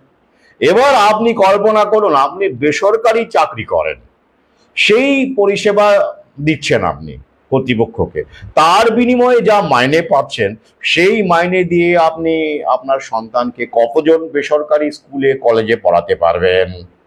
তখন কেমন মনে হবে? অর্থাৎ সরকারি চাকরি করলে মনে হয় বেসরকারি হলে পরিষেবা ভালো হয়, নিজে বেসরকারি চাকরি করলে, টপ লেভেলের কথা বলছি না রে বাবা, সিইওর কথা বলছি, সাধারণ চাকরি, তখন বোঝা যায় বেসরকারি হলে পরিষেবা কতটা ভালো হয়। তো এবং যদি এইরকম পরিস্থিতি হয়, প্রাইভেট মেডিকেল কলেজ, সেখানে যদি আপনার সন্তান পড়াশোনা করে, তাহলে বোঝা যাবে যে বেসরকারি হলে পরিষেবা কতটা ভালো হয়, কাদের জন্য ভালো হয়, কি স্বার্থে ভালো হয়। অবশ্য সরকারি ব্যবস্থাকে শেষ করে দেওয়ার পিছনে রাষ্ট্রই দায়ী, এবং অবশ্যই কর্মচারীরাও সমানভাবে দায়ী। এটা প্ল্যান করাই ছিল, আটকানো যেত না, কারণ এটাই হচ্ছে নতুন বিশ্ব ব্যবস্থা। কিন্তু অন্তত যদি সরকারি কর্মচারী বলুন বা শিক্ষক বলুন, তাদের একটা উল্লেখযোগ্য অংশ যদি বেশি কর্তব্যপরায়ণ হতেন, তাহলে এত তাড়াতাড়ি ওরা ভাঙতে পারতো না, এটাও ঠিক, এত তাড়াতাড়ি ভাঙতে পারতো না, একটা লড়াই দেওয়া যেত, সেটা হলো না। ওই যে ভোগবাদী সমাজ, ভোগবাদী সমাজ তো ভোগে যাবেই, তবে যারা কন্ট্রোলে আছে তারা কিন্তু সবার শেষে ভোগে যাবে, দেরি আছে, তার আগে আমরা ভোগে যাব।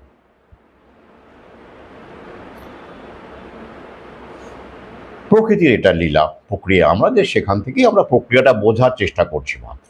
তাহলে ব্যাপারটা এইরকম পর্যায়ে থেমে আছে, ছাত্ররা এখন ভয় পাচ্ছে, ইন্টার্নরা অত্যন্ত ভয় পাচ্ছে, তারা আতঙ্কিত, মুখ খুলতে চাইছে না, চাপ, একাডেমিক চাপ, আগামীর আশঙ্কা, ক্যারিয়ারের আশঙ্কা,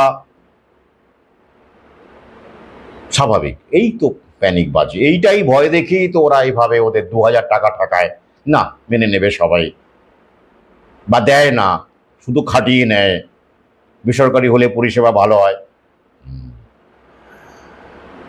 এবারে আসছি, এই প্রতিবাদটা হওয়া দরকার, আপনারাও প্রতিবাদ করুন, না হলে কিন্তু যাদের আপনাদের সন্তান সন্ততি পড়ছে আগামীতে, এমনিতেই তো ভবিষ্যৎ অন্ধকার, বিশেষ করে মধ্যবিত্তের,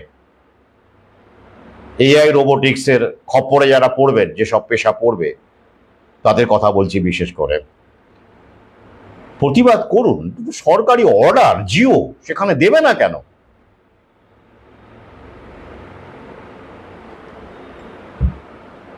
এবারে যারা প্রাইভেট কলেজে সন্তান সন্ততিকে এমবিবিএস পড়াতে চাইছেন, বেশি খরচা করে, ঘটিবাটি বিক্রি করে, যাদের অডেল আছে তাদের কথা বলছি না, সমস্যা নেই, 40 লাখ চলে গেল, ঠিক আছে, কোনো ব্যাপার না, আছে তো কোটি কোটি।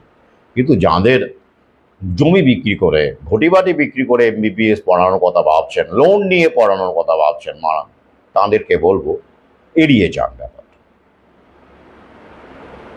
সতর্ক থাকুন। আরো অন্য কিছু ভাবুন, এখনো অনেক পথ খোলা আছে, স্বনিযুক্তির পথ খোলা আছে, ছোটখাটো কাজ, তাও ভালো। কেন? আসুন ছবি দিই আপনাদের। আগেই বলেছি, আমাদের দেশেই এখন হাজার হাজার এমবিবিএস ডাক্তার বসে আছেন, মানে এমবিবিএস করা বসে আছেন। আর পিজির ব্যাপার তো গল্প তো জানেন, পিজিতে কত খরচা, প্রাইভেট মেডিকেল কলেজে, সরকারি কলেজে হালকিকত কি, কতজন নেওয়া হবে, পরীক্ষার মধ্যে দুর্নীতি ঢুকে গেছে, ওরাই দুর্নীতি ঢোকাচ্ছে, বিভিন্ন রকমের ঘাপলা সামনে আসছে। ধরুন আপনার ছেলে এমবিবিএস হলো, আপনি কি ভাবলেন হয়ে গেল? না, দুটো পথ ছিল। একটা পথ কি, সরকারি চাকরি, সরকার নিয়োগ করতো সরকারি হাসপাতালে, সেখান থেকে মাসে একটা ডিসেন্ট আর্নিং হতো, চলে যেত জীবন। একটা দিক তো ছিলই। আরেকটা কি দিক ছিল? চেম্বার করে নিজে উপার্জন করা, অর্থাৎ স্বনিযুক্তি। আরেকটা দিক কি আছে? প্রাইভেট হসপিটালে চাকরি করা।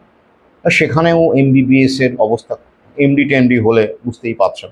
মানে যাই হোক, একটা তিনটে পথ যদি আমি বলি, একটা হলো সরকারি চাকরি, আর হলো বেসরকারি চাকরি, আর একটা হচ্ছে চেম্বার খোলা, নিজের উপার্জন নিজে করা। বাস্তবটা এখানে আমরা কি পাচ্ছি? প্রথমত, সরকারি চাকরি পার্মানেন্ট বেসিসে আর হবে না, ধরেই রাখুন, সরকার নিয়োগ করবে না, চুক্তিভিত্তিক নিয়োগ হবে। বেসিক ওই ভ্যাকসিন দেওয়া আর ডেলিভারি এসব ছাড়া সমস্ত ক্ষেত্র থেকেই সরকারি স্বাস্থ্য পরিষেবা হাত গুটিয়ে নেবে।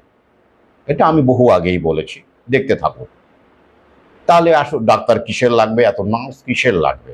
লাগবে প্রাইভেট সেক্টরে, যেখানে খুব কম পয়সায় ওরা ওই যে এত এত এমবিবিএস জমছে প্রতি বছর, এত এত বিএসসি নার্সিং জমছে প্রতি বছর, মার্জনা করবেন, খুব কম মাইনে দিয়ে এদেরকে গরুর মতো খাটাতে পারবে।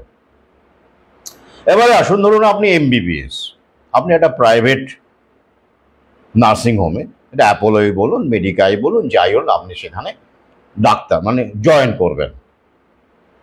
প্যাকেজ কি পেলেন না পেলেন, কি দিচ্ছে সেটা আপনারা ভালো করেই জানেন, এই নিয়ে আলোচনা করছে না। কিন্তু সেখানে আপনি ফ্রেশার হিসেবে আপনি কি করবেন? ছবিটা জানেন? ভয়ঙ্কর ছবি। যদি আপনার মধ্যে এথিক্স থাকে, একটুখানি নীতিবোধ থাকে, আপনি ওই কাজ করতে পারবেন না। আমার পরিচিত অনেকেই ছেড়ে বেরিয়ে এসেছে, চেষ্টা করছে নিজে কিছু চেম্বার করে কিছু করার। তবে হ্যাঁ, লোভ থাকলে কিন্তু মুশকিল। সেক্ষেত্রে কি হয় জানেন তো, এই প্রাইভেট মেডিকেল কলেজগুলোতে আপনি যদি ডাক্তার বা সার্জন যেভাবে আপনি জয়েন করেন, যেইভাবেই থাকেন, আপনাকে টার্গেট দেওয়া হয়, সেলসের টার্গেটের মতো। কিরকম টার্গেট? শুনলে চমকে উঠবেন, এবং এটা জানলে, যারা জানেন তাদের কথা আলাদা, তার প্রাইভেট হাসপাতালে যেতে ভয় পাবেন। সরকারি মানে মূল কথা হচ্ছে ফার্মা লবিকে ভয় পাবেন। ডাক্তারদের একটা টার্গেট দেওয়া হয়, মাসে এতগুলো হার্ট অপারেশন করতেই হবে, হ্যাঁ, এতগুলো কিডনি, এতগুলো ডায়ালিসিস, এতগুলো পেসমেকার বসাতেই হবে। টার্গেট কি বুঝলেন? কি ভয়ঙ্কর না মানুষের স্বাস্থ্য নিয়ে? এটা একদম বাস্তব কথা বলছি, খোঁজ নিয়ে দেখবেন পরিচিত কেউ থাকলে। তাহলে আপনার মাইনে উপার্জন শুধু আপনার ওই রোগী দেখা পারফরমেন্সের উপর নির্ভর করবে না, আপনার টার্গেট ফিল আপের উপর নির্ভর করবে। অর্থাৎ আপনি তখন কি করবেন? একটা মানুষের পেসমেকারের দরকার নেই, খরচা বসে, হয়তো পেসমেকারের একটা ভালো খরচা, সেখানে নার্সিংহোমই পেসমেকার বিক্রি করে বেশ চড়া দামে, কয়েকশো গুণ দামে, কয়েক গুণ তো বটেই। নি ট্রান্সপ্ল্যান্ট জানেন তো নিশ্চয়ই, হাঁটু, নকল হাঁটু লাগিয়ে দেয়, লাখ লাখের খরচা, একটা হাঁটুতেই 3 লাখ, এক হাঁটুতেই 3 লাখ, 2 হাঁটুতে 6 লাখ, 5 লাখ, 5.5 লাখ। হাঁটুরে হাঁটুরে, তারপরে হাঁটুরে হাঁটুরে, বেশ। তো এগুলো কি? এগুলো টার্গেট দেওয়া হয়। এবার ধরুন আপনার পেসমেকারের কোনো প্রয়োজনই নেই, আপনার হাঁটু নি ট্রান্সপ্ল্যান্টের কোনো প্রয়োজনই নেই, কিন্তু ওই যে দেখা গেল যার খপ্পরে আপনি পড়েছেন, সে তার হিসেব মিলিয়ে দেখছে যে মাসে মাত্র আর 10টা দিন বাকি আছে, অথচ আমাকে এর মধ্যেও আর 15টা কেস দেখাতে হবে, টার্গেট নইলে ফিল আপ হবে না। তাহলে কি করা যায়? আপনার হাঁটুটা ট্রান্সপ্ল্যান্টের দরকারই নেই, সামান্য একটু ব্যায়াম, একটু মেডিকেশনেই ঠিক হয়ে যেত। এইবার আপনাকে সেই ডাক্তারবাবু বললেন আপনার কিন্তু অবস্থা খুবই খারাপ, ইমিডিয়েট আপনি এটা ভাবুন, নইলে কিন্তু ব্যাস আপনার হয়ে গেল। আপনি দেখছেন সুটেড বুটেড অ্যাপ্রন পরা ডাক্তার, যা ঝকঝকে নার্সিং হোম, একেবারে বিজ্ঞান মনস্কতার চূড়ান্ত। ভয় পাবেন না আপনি? ওটা ঝুললে দেখলেই তো আপনারা ভয় পান, মানে সমীহ করেন। আমি কিন্তু করি না, বহু দেখেছি আমি, আমার বহু আপনজন চিকিৎসক। গ্রামেগঞ্জে ঘুরি, মাটির কথা বলি, শেকড়ের কথা বলি, তার মানে আধুনিকতাকে আমি দেখিনি, খুব কাছ থেকে দেখেছি। এদেশে দেখেছি, ইউরোপে দেখেছি, এখনো দেখছি। তো ওইটা পড়ে একটা বেশ একটু ইংরেজি টার্মিনোলজি জার্গন মিশিয়ে এমন একখানা প্যাকেজ আপনাকে দেবে, আপনি শুনতে বাধ্য। হাঁটু, কারো পেসমেকার, অর্থাৎ ওরা উপায় নেই তো, তারও পরিবারে বউ বাচ্চা আছে। টার্গেট ফিল আপ প্রথম মাসে না হলে, দ্বিতীয় মাসে না হলে তৃতীয় মাসে, বারবার যদি এরকম নাই হতে থাকে, মুশকিল না? চাকরিটাই চলে যাবে।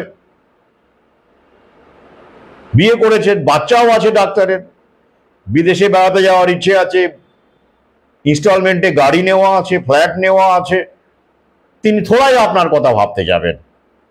আপনিও তো আপনার কথাই ভাবেন মশাই, আপনিও তো শুধু নিজের কথাই ভেবেছেন, তো ডাক্তার কেন আপনার কথা ভাবতে যাবে? অপ্রয়োজনীয় সার্জারিকে কেন প্রয়োজনীয় করে দেখাবে না? এটা তো খেলা, চেন রিয়াকশন। তাই আপনি ব্যতিক্রম নমস্য।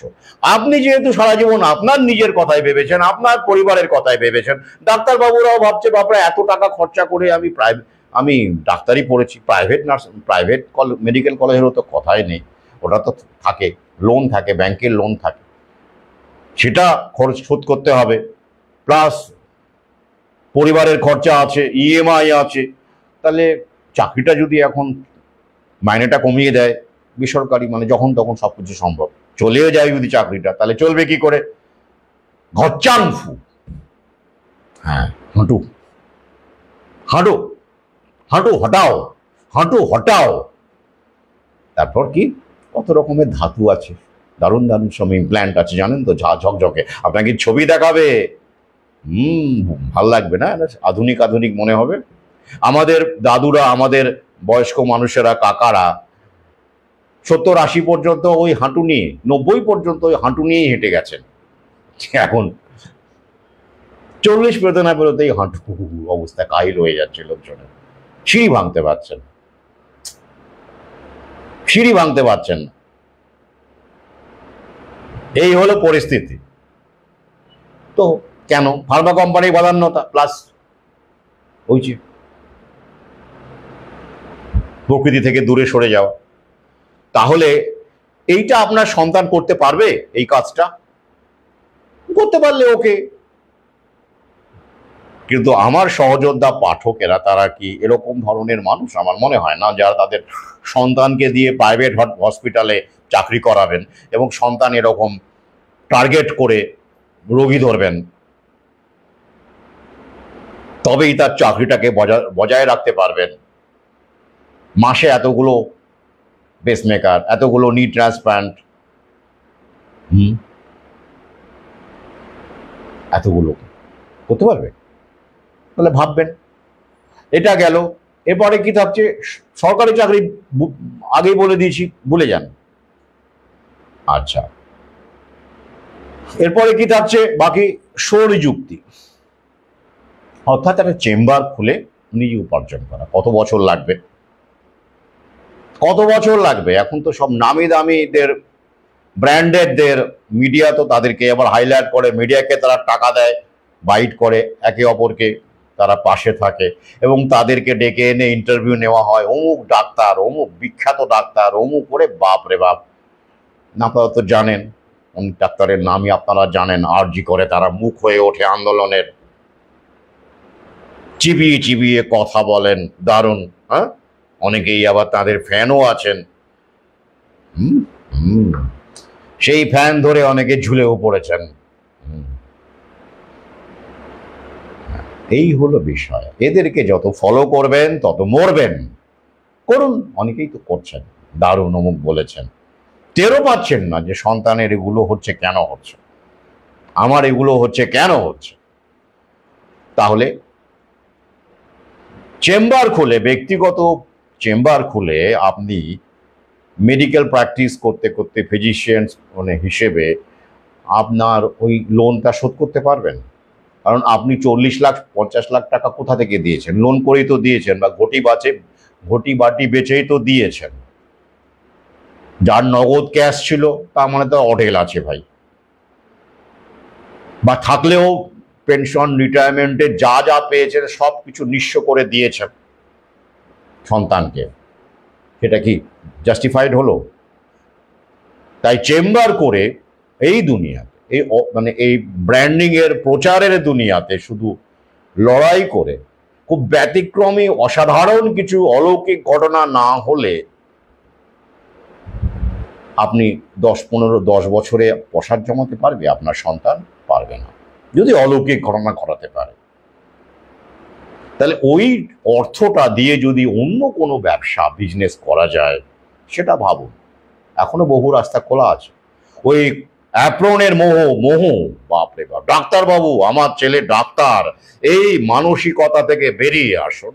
আমি ব্যক্তিগতভাবে মনে করি ব্যতিক্রম ছাড়া স্বাস্থ্যক্ষেত্রে বিগত 15-20 বছরের বা প্রথম দিকের কথা বলছি না, আমি উইলিয়াম অসলারের কথা বলছি না, যার কথা গ্রিগরি রাসপুটিনে আছে, শ্রদ্ধেয় চিকিৎসক। মেন্ডেলসনের কথাও বলছি না, 1980-র দশকের কথাও আমি বলছি না। সে সময় অনেক ছবিটা এরকম এতটা জঘন্য ভয়ঙ্কর ছিল না, ছিল না বলেই অগ্নিশ্বরের মতো চরিত্র আমরা পাই সেলুলয়েডে। কোন সময়? এই সময় না।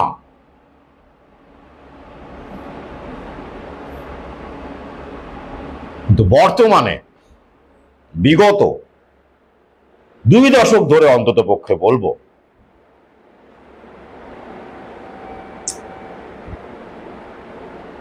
আরো ভালো করে বললে 1 দশক,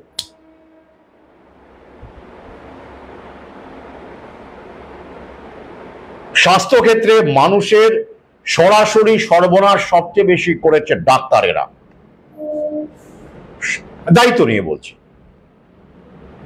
সবচেয়ে বেশি সর্বনাশ ডাক্তারেরা করেছে, ফার্মা কোম্পানির ডাক্তারেরা করেছে। ব্যতিক্রম নমস্য, ব্যতিক্রম কিছু থাকেন, আমি 2-1টি ব্যতিক্রমের কথা বলছি না। সর্বনাশ করেছে তারা। তাই মার্জনা করবেন, চিকিৎসক ডাক্তারের প্রতি আমার কোনো শ্রদ্ধা নেই। ব্যক্তিগতভাবে চিনলে, কথা হলে, ভালো লাগলে আলাদা কথা, কিন্তু প্রফেশনটার প্রতি যেভাবে, যে পর্যায়ে এসে দাঁড়িয়েছে বর্তমানে, যেভাবে সর্বনাশ করে চলেছে এবং নীরব আছে, আছেন, প্যান্ডেমিকের সময়ও নীরব, ভ্যাকসিনের পার্শ্ব প্রতিক্রিয়ার ব্যাপারেও নীরব। এই যে আইএমএ, ইন্ডিয়ান মেডিকেল অ্যাসোসিয়েশন, কোথায় তার ভূমিকা? কি করোনামৃতের যে ফলগুলো সামনে আসছে, কি ভূমিকা তাদের? দালালি তো করে চলেছে, হুয়ের দালালি। শ্রদ্ধা করা যায়? আমি তো শ্রদ্ধা করি না। এইরকম অনেক মানুষ যারা আমাকে চেনেন টেনেন না, হয়তো এমনি লেখক হিসেবে চেনেন, এত কাজকর্ম করেছি, যারা জানে না, এরকম লোকও আছে। অনেকদিন পরে দেখা হয়ে গেল, তারা গর্ব করে যখন বলে যে আমার ছেলেটা না ডাক্তার, কোন জায়গায় পড়ছে, অনেক সময় মানে সামনেই হেসে উঠি, মানে বেরিয়ে যায়, কন্ট্রোল করা যায় না।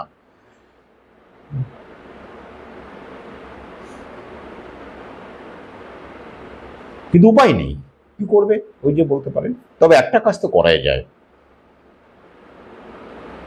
লোভকে দমন করে একটু সংযত জীবন যাপন, তাহলে এত টাকা লাগে না, মানুষ অল্পেই বাঁচা যায়। কিন্তু ওই যে আমরা তো পারি না, আমরা তো আরো চাই আরো চাই, এই মানসিকতারা, সেটাকেই ওরা কাজে লাগায়। তাহলে ঘটি বাটি বিক্রি করে এমবিবিএস, তারপর আবার এমডি, যাদের অর্ডার আছে তারা করুন, সন্তানদের পাঠান, সমস্যা নেই। অর্ডার থাকলে ঠিক উপরের লেভেলে ঘুষ টুস দিয়ে একটা জায়গা করে নেওয়া যাবে। কিন্তু বাকিদের ভাবতে বলবো, অন্য পেশার কথা ভাবতে বলবো। সমাজের সর্বনাশ না করে ওই সিস্টেমে ঢুকে আপনি বড় বড় ফার্মা কোম্পানির নার্সিংহোমে, সুপার স্পেশালিটিতে ঢুকে আপনি সততার প্র্যাকটিস করতে পারবেন? পারবেন না, উপায় নেই। সেখানে আপনারা চাকরি করেন মাত্র, সেখানে আপনি কত বড় ডাক্তার এগুলো কেউ দেখবে না। ওখানে বহু সিনিয়র ডাক্তার আছেন যাদেরকে কথা শুনি ম্যানেজমেন্টের কথায় উঠতে হয় বসতে হয়, উঠতে হয় বসতে হয়, ম্যানেজমেন্টের কথা শুনে চলতে হয়। তো সোজা টার্গেট দেখাতে হয়।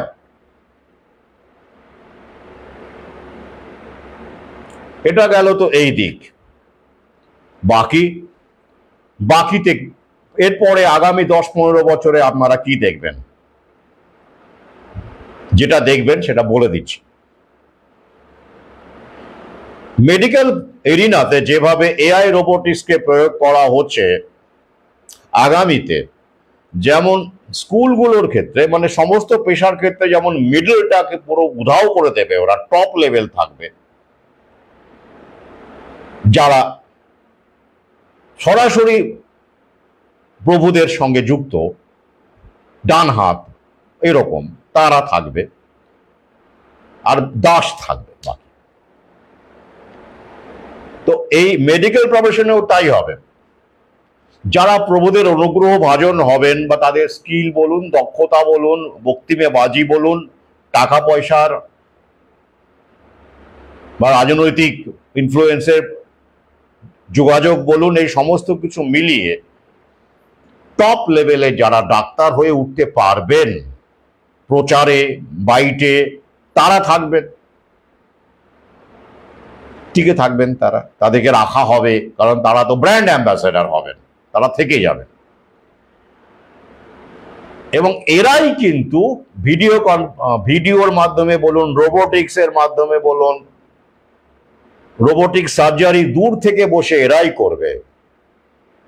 ভিঞ্চি রোবট, এ নিয়ে আমার ভিন্ন ভিডিও আছে। আমেরিকাতে এই রোবোটিক সার্জারিকে ওরা, মানুষ আর যাচ্ছে না সেখানে, এত ভয়ঙ্কর সেখানে পরিস্থিতি। তো আমরা থার্ড ওয়ার্ল্ড, তৃতীয় বিশ্ব, আমরা রোবট শুনলেই দারুণ একটা থ্রিল্ড হই, এবং মানুষের চাইতে বেশি জানে সে, বেশি দক্ষ। এআই মানেই বুঝি একেবারে নির্ভুল, এই মানসিকতা আমাদের মধ্যে ঢুকিয়ে দেওয়া হয়েছে। এবং প্রচার হচ্ছে জোরদার, আমাদের দেশ নাকি এআই হাব হবে, গোটা বিশ্বের এআই হাব হবে। তাহলে ভাবো কি ভয়ঙ্কর অবস্থা। তাহলে এই সব ডাক্তার, ব্র্যান্ডেড ডাক্তার, তারাই কিন্তু দূর থেকে এআই কে ব্যবহার করে, রোবোটিক্সকে ব্যবহার করে রোগী দেখবে, এবং মানুষ তাদের কাছেই যাবে, তাদেরকেই বিশ্বাস করবে, কারণ তারা ভগবান হয়ে উঠবে। তার ফলে কি হবে, এই বিভিন্ন যে টপ লেভেলের নার্সিং হোমগুলো আছে, তারা এইসব ব্র্যান্ডেড ডাক্তারগুলোকে কবজা করে, তাদেরকে রেখে দূর দূরান্তের রোগী তারা ওখানে বসেই ম্যানেজ করতে পারবে। সার্জারি হোক, ওই যে রোবট, তাহলে বাকিরা কি করবে? মেডিকেল অ্যাসিস্ট্যান্ট হবে, ওই রোবটটাকে ওদিক ওদিক নিয়ে যাওয়া, মেশিন টেশিন ওদিকে নিয়ে যাওয়া। আপনার ছেলে এমবিবিএস এ ওই কাজটাই করবে, আলটিমেটলি মেডিকেল অ্যাসিস্ট্যান্ট হয়ে যাবে তারা। মেডিকেল প্র্যাকটিশনার থাকবে না। কারণ যেমন করে হাই লেভেলের ইংলিশ মিডিয়াম ব্র্যান্ডেড সেগুলোই থাকবে, ছোট ছোট ইংরেজি মিডিয়াম স্কুল কিন্তু আগামীতে উঠে যাবে। যেমন করে মল থাকবে, টপ অনলাইন থাকবে টপ লেভেলের, আমাজন থাকবে, ফ্লিপকার্ট থাকবে, বাজার বড় বড় সব মল থাকবে। কিন্তু ছোট ছোট দোকান যেমন করে উঠে যাবে, মাঝারি দোকান, তেমন করেই পেশার ক্ষেত্রেও, ডাক্তারির ক্ষেত্রেও টপ লেভেলের এই ব্র্যান্ডেড ডাইরেক্ট অ্যাম্বাসেডার তারা থাকবেন। তারা রোগী দেখবেন টেকনোলজি ব্যবহার করে, ডিজিটাইজেশনের সুযোগ কাজে লাগিয়ে। মানুষ কিন্তু তাদের পরিষেবাটাই নেবেন। তাহলে এত এত এমবিবিএস এত খরচা করে আপনি কি করবেন আগামীতে? ভবিষ্যৎ কিন্তু অনিশ্চিত, অনিশ্চিত। আর সরকারি মেডিকেল কলেজে আরজি করে ঘটনা জানেন, সরকারি সর্বক্ষেত্রে দেখবেন সমস্ত জায়গায় ধর্ষণ হচ্ছে, নয় দুর্নীতি, নয় অমুক, নয় তমুক। সরকারি ক্ষেত্র মানেই যে জঘন্য বাজে, সেটাই কিন্তু আমাদের সামনে মিডিয়া প্রচার করছে তুলে দেওয়ার জন্য। তো এমত অবস্থায় সরকারি চাকরি আশায় যদি এমবিবিএস পড়ান, সেটা কিন্তু ভুল করবেন। কারণ আগামীতে যাদের হাতে সময় আছে, সন্তান ছোট, তারা দেখে নিতে পারেন, দেখে নিন, মিলিয়ে নেবেন আগামী কত বছর পরে কতশো ডাক্তার, কত হাজার ডাক্তার স্বাস্থ্যক্ষেত্রে এমবিবিএস স্থায়ী পদে নিয়োগ করা হয়, মিলিয়ে নেবেন, দেখবেন আপনারা। স্বাস্থ্য, শিক্ষা, গণপরিবহন এদের মূল তিনটি টার্গেট বেসরকারিকরণের। এসব জায়গায় চালু থাকলে ওসব জায়গায় তো মানুষ যাবে না। আর এইসব জায়গায় পরিষেবা না পেলে মানুষ বাধ্য হয়ে ঘটিবাটি বিক্রি করে ওখানে যাবে। আরজি কর আন্দোলনটা কেন করা হলো? কাউকে ধরা পড়লো? আমি বহুবার এই ভিডিওতে বারবার বলেছি, কেউ ধরা পড়বে না। আসলে ওটা অপোজিশনটাও কন্ট্রোল অপোজিশন। সেই সময় দীর্ঘদিন অচলাবস্থা তৈরি করে প্রাইভেট নার্সিং হোমগুলোর, সুপার ফ্যাসিলিটি হসপিটালগুলোর রেভিনিউ বাড়িয়ে দেওয়া হয়েছে, ওটা বন্ধ। এখানেও আন্দোলন, সরকারি হাসপাতাল মানেই তখন আন্দোলন চলছে। কি করবে মানুষ? ঘটি বাটি বিক্রি করে বাইপাসের বড় বড় সব হাসপাতালে গিয়ে লাইন দিয়েছে, প্রচুর কামিয়ে নিয়েছে। হ্যাঁ, তাই যদি টপ লেভেলে পৌঁছে দেওয়ার ক্ষমতা থাকে আপনার, আর্থিক ক্ষমতা, রাজনৈতিক যোগাযোগ ইত্যাদি ইত্যাদি, তাহলে ঠিক আছে। আগামীতে খুব কিছু মেধা লাগবে না, সব তো এআই রোবোটিক্সই করে দেবে, লাগবে না, মেধার যুগ শেষ। এখন যোগাযোগের যুগ।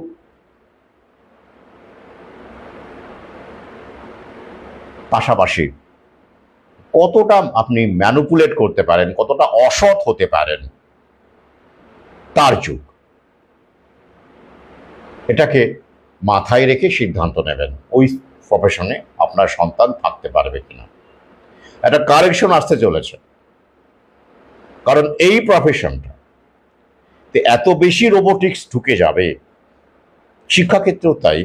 তবে শিক্ষাক্ষেত্রে চাইতে এটা বেশি লাভজনক, শোষণের জায়গাটা বেশি আছে, কারণ মানুষ প্রাণকে বেশি ভয় পায়। শিক্ষাকে অবশ্যই গুরুত্ব দেখে, কিন্তু আগে তো বেঁচে থাকতে হবে, প্রাণের ভয়। এই কারণেই ভ্যাকসিনের লাইন দেয় মানুষ। তাই যেখানে যত ভয় দেখানো যাবে, শিক্ষাক্ষেত্রে ভবিষ্যতের ভয়, সেটা দেখিয়ে ইনকাম করা, তাই ব্র্যান্ডিং করা। আর স্বাস্থ্যক্ষেত্রে প্রাণের ভয়, অসুস্থতার ভয় দেখিয়ে ঝাঁ ঝকঝকে হাসপাতালের দিকে মানুষকে খিঁচে নেওয়া। তো এই স্বাস্থ্যক্ষেত্রে উপার্জনের সুযোগটা, উপার্জন কথাটা কম হয়ে যায়, বেলেল্লাপনার মুনাফাবাজির সুযোগটা অনেক বেশি, কারণ প্রাণের ভয় সবচেয়ে বড় ভয়, ওটা মানুষ জয় করতে পারে না। ওই ভয়টা দেখিয়ে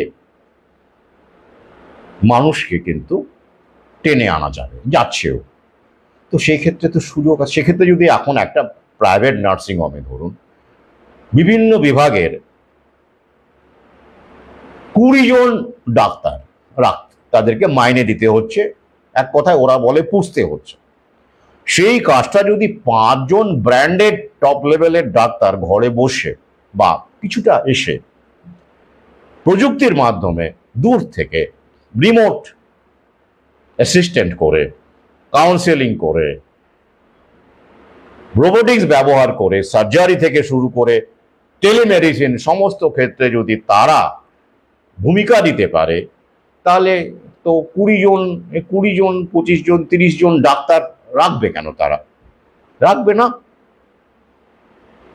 মানুষ আরো চায়, আরো মুনাফা চায়, সেখান থেকে ওরা আরো কামিয়ে আরো একটা খুলবে। এই করতে করতে করতে করতে কিন্তু ওই যে বললাম না, একটা সময় কিন্তু এই মডেলটাও আর চলবে না, কারণ সেখানে চিকিৎসা করার রোগী পাওয়া যাবে না, একটা সময় আসে। কিন্তু ওরা চেষ্টা তো করে যাবে, এভাবেই তো চলছে। লোভ, কন্ট্রোল, এভাবেই ওরা করে যাচ্ছে। তাই বিএসসি নার্সিং করে এখন আর সরকারি চাকরির আশা করবেন না। কন্ট্রাকচুয়াল হলে আলাদা কথা, তাও হায়ার অ্যান্ড ফায়ার। আর এমবিবিএস করেও আপনি সরকারি চাকরি পাবেন সরকারি ক্ষেত্রে, সে আশা না করাই ভালো। হলে সেটা অলৌকিক ব্যাপার, এই সম্ভাবনা এখানে এই মুহূর্তে তো আমি দেখছিই না। তাহলে কি ওই মেডিকেল অ্যাসিস্ট্যান্ট হবে, ডাক্তার, রিয়েল ডাক্তার হবেন ওনারা, টপ লেভেলের, তারাই কন্ট্রোল করবে। আর আপনার এমবিবিএস করা সন্তান এখান থেকে ওইখানে নিয়ে যাবে, ওটা ওখানে নিয়ে যাবে, এই মেশিনগুলো ওখানে নিয়ে যাবে, ওই কাজগুলো করবে। মানে গ্রুপ ডিতে গ্রিকনবি যে কাজগুলো করে অ্যাকচুয়ালি সেই কাজগুলো তাকে করতে হবে।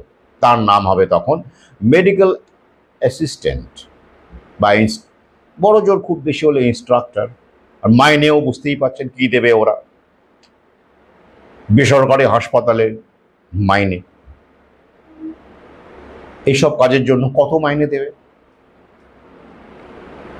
তাই সমস্ত কিছু ভেবে চিনতে 40, 50, 60 লক্ষ টাকা খরচ করুন। আপনি কোন ক্যাটাগরিতে পড়েন, আপনার কি কানেকশনস আছে,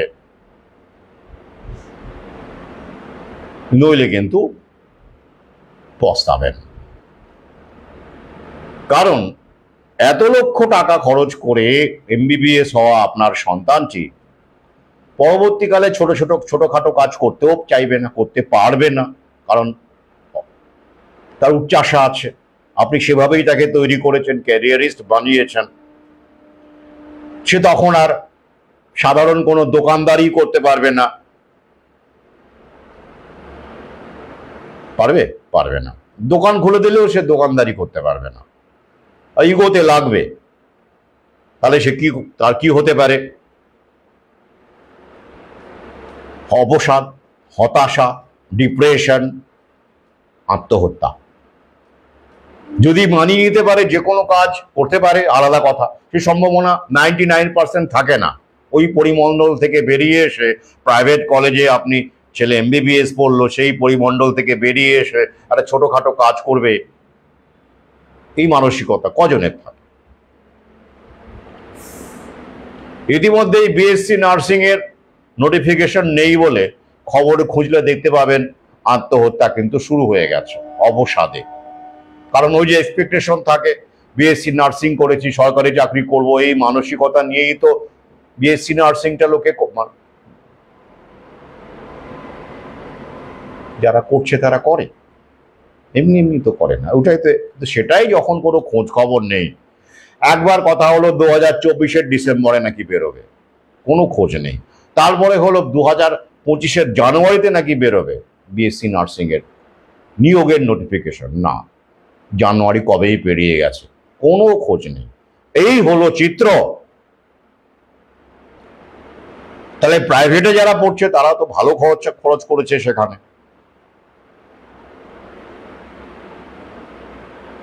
সরকারিতে না হয় কমে হয়ে গেছে। তাই আবার বলবো, যদি আপনার সন্তান সরকারি কলেজে এমবিবিএস পড়তে পড়ান। পরবর্তীতে যাই ঘট না কেন, অন্তত খরচটা আপনার কমে হবে, আপনার ঘটি বাড়িটা যাবে না, অক্ষত থাকবে, বাড়িটাও নিলামে উঠবে না। কিন্তু প্রাইভেট কলেজে পড়ানোর আগে আপনার পরিস্থিতি যদি এইরকম হয়, কিরকম হয় আমি আগেই জানিয়েছি, তাহলে 100 বার ভাববেন এবং সিদ্ধান্ত নেবেন। পাশাপাশি এটাও বলবো, বেসরকারি হলে পরিষেবা ভালো হয় এই মানসিকতা বর্জন করে যদি অন্যায় দেখেন সেটাকে প্রতিবাদ করুন। যেটা ঘটছে তামিলনাড়ু তেলেঙ্গানার এই কলেজে, জুনিয়র ডাক্তাররা প্রতিবাদ অবশ্য জানিয়েছে, এই পর্যন্তই। জুনিয়র ডাক্তারদের সংগঠন যেটা তেলেঙ্গানাতে ওদের রয়েছে, কিন্তু সাধারণ মানুষকে তো সরব হতে হবে, কারণ তাদের সন্তানরাও তো এইরকম অন্যায়ের শিকার হবেন আগামীতে। তাই ব্র্যান্ডের ঝাঁঝকঝকে বেসরকারি হলেই পরিষেবা ভালো হয় এই মানসিকতা বর্জন করে প্রতিবাদে সরব হন। ভয় দেখিয়ে, ইন্টার্নদের ভয় দেখিয়ে তাদের ন্যায্য যে পাওনা সেটাকে লাথি মেরে, থ্রেট করে, এই যে অরাজকতা সেখানে চলছে, এবং তাদের অনেক টাকা, রাজনৈতিক দলকে কেনা, তাদেরকে ফান্ডিং করে তারা, নেতাদের কেনা, নেতাদেরকে কিনে রাখতে পারে ওরা। তাই গভর্নমেন্ট অর্ডার সত্ত্বেও এইসব পুলিশ ডেকে অত্যাচারও করেছে। পুলিশ কাদের? সরকারের। সরকার এখনো হেলদোল আছে এখনো পর্যন্ত। এদের কলেজটির লাইসেন্স, অনুমোদন বাতিল করা উচিত। এই কলেজগুলোর অনুমোদন বাতিল করা উচিত, তাই তো? কিন্তু ভদ্রলোকের ছেলেবেলে সাইলেন্ট মার্চ করেছে, তাতেও এই অবস্থা। তাহলে ভাবুন, এসব অন্যায় কতদিন সহ্য করবেন? বেসরকারি হলে পরিষেবা ভালো হয় এই স্লোগানে বিশ্বাস করে প্রতিবাদে সরব হন, নইলে কিন্তু আগামীতে টিকেও থাকতে পারবেন না। প্রতিবাদটা সর্বত্র করুন, সিলেক্টিভ নয়। রাজনৈতিক দল রং দেখে প্রতিবাদ নয়। জাস্টিস যেটা আপনি উপলব্ধি করছেন, আপনার উপলব্ধি ব্যবহার করুন না কেন? সেটাও যদিও কঠিন কাজ, সবাই দলই আমাদের মগজকে শেষ করে দিয়েছে। দলের ঊর্ধ্বে উঠে ভাবুন, দল বাজির ঊর্ধ্বে উঠে ভাবুন, নইলে কবর আমরা ইতিমধ্যেই খুঁড়ে ফেলেছি। একটা পা অলরেডি কবরে অনেকেরই, বা চিতা কাঠে।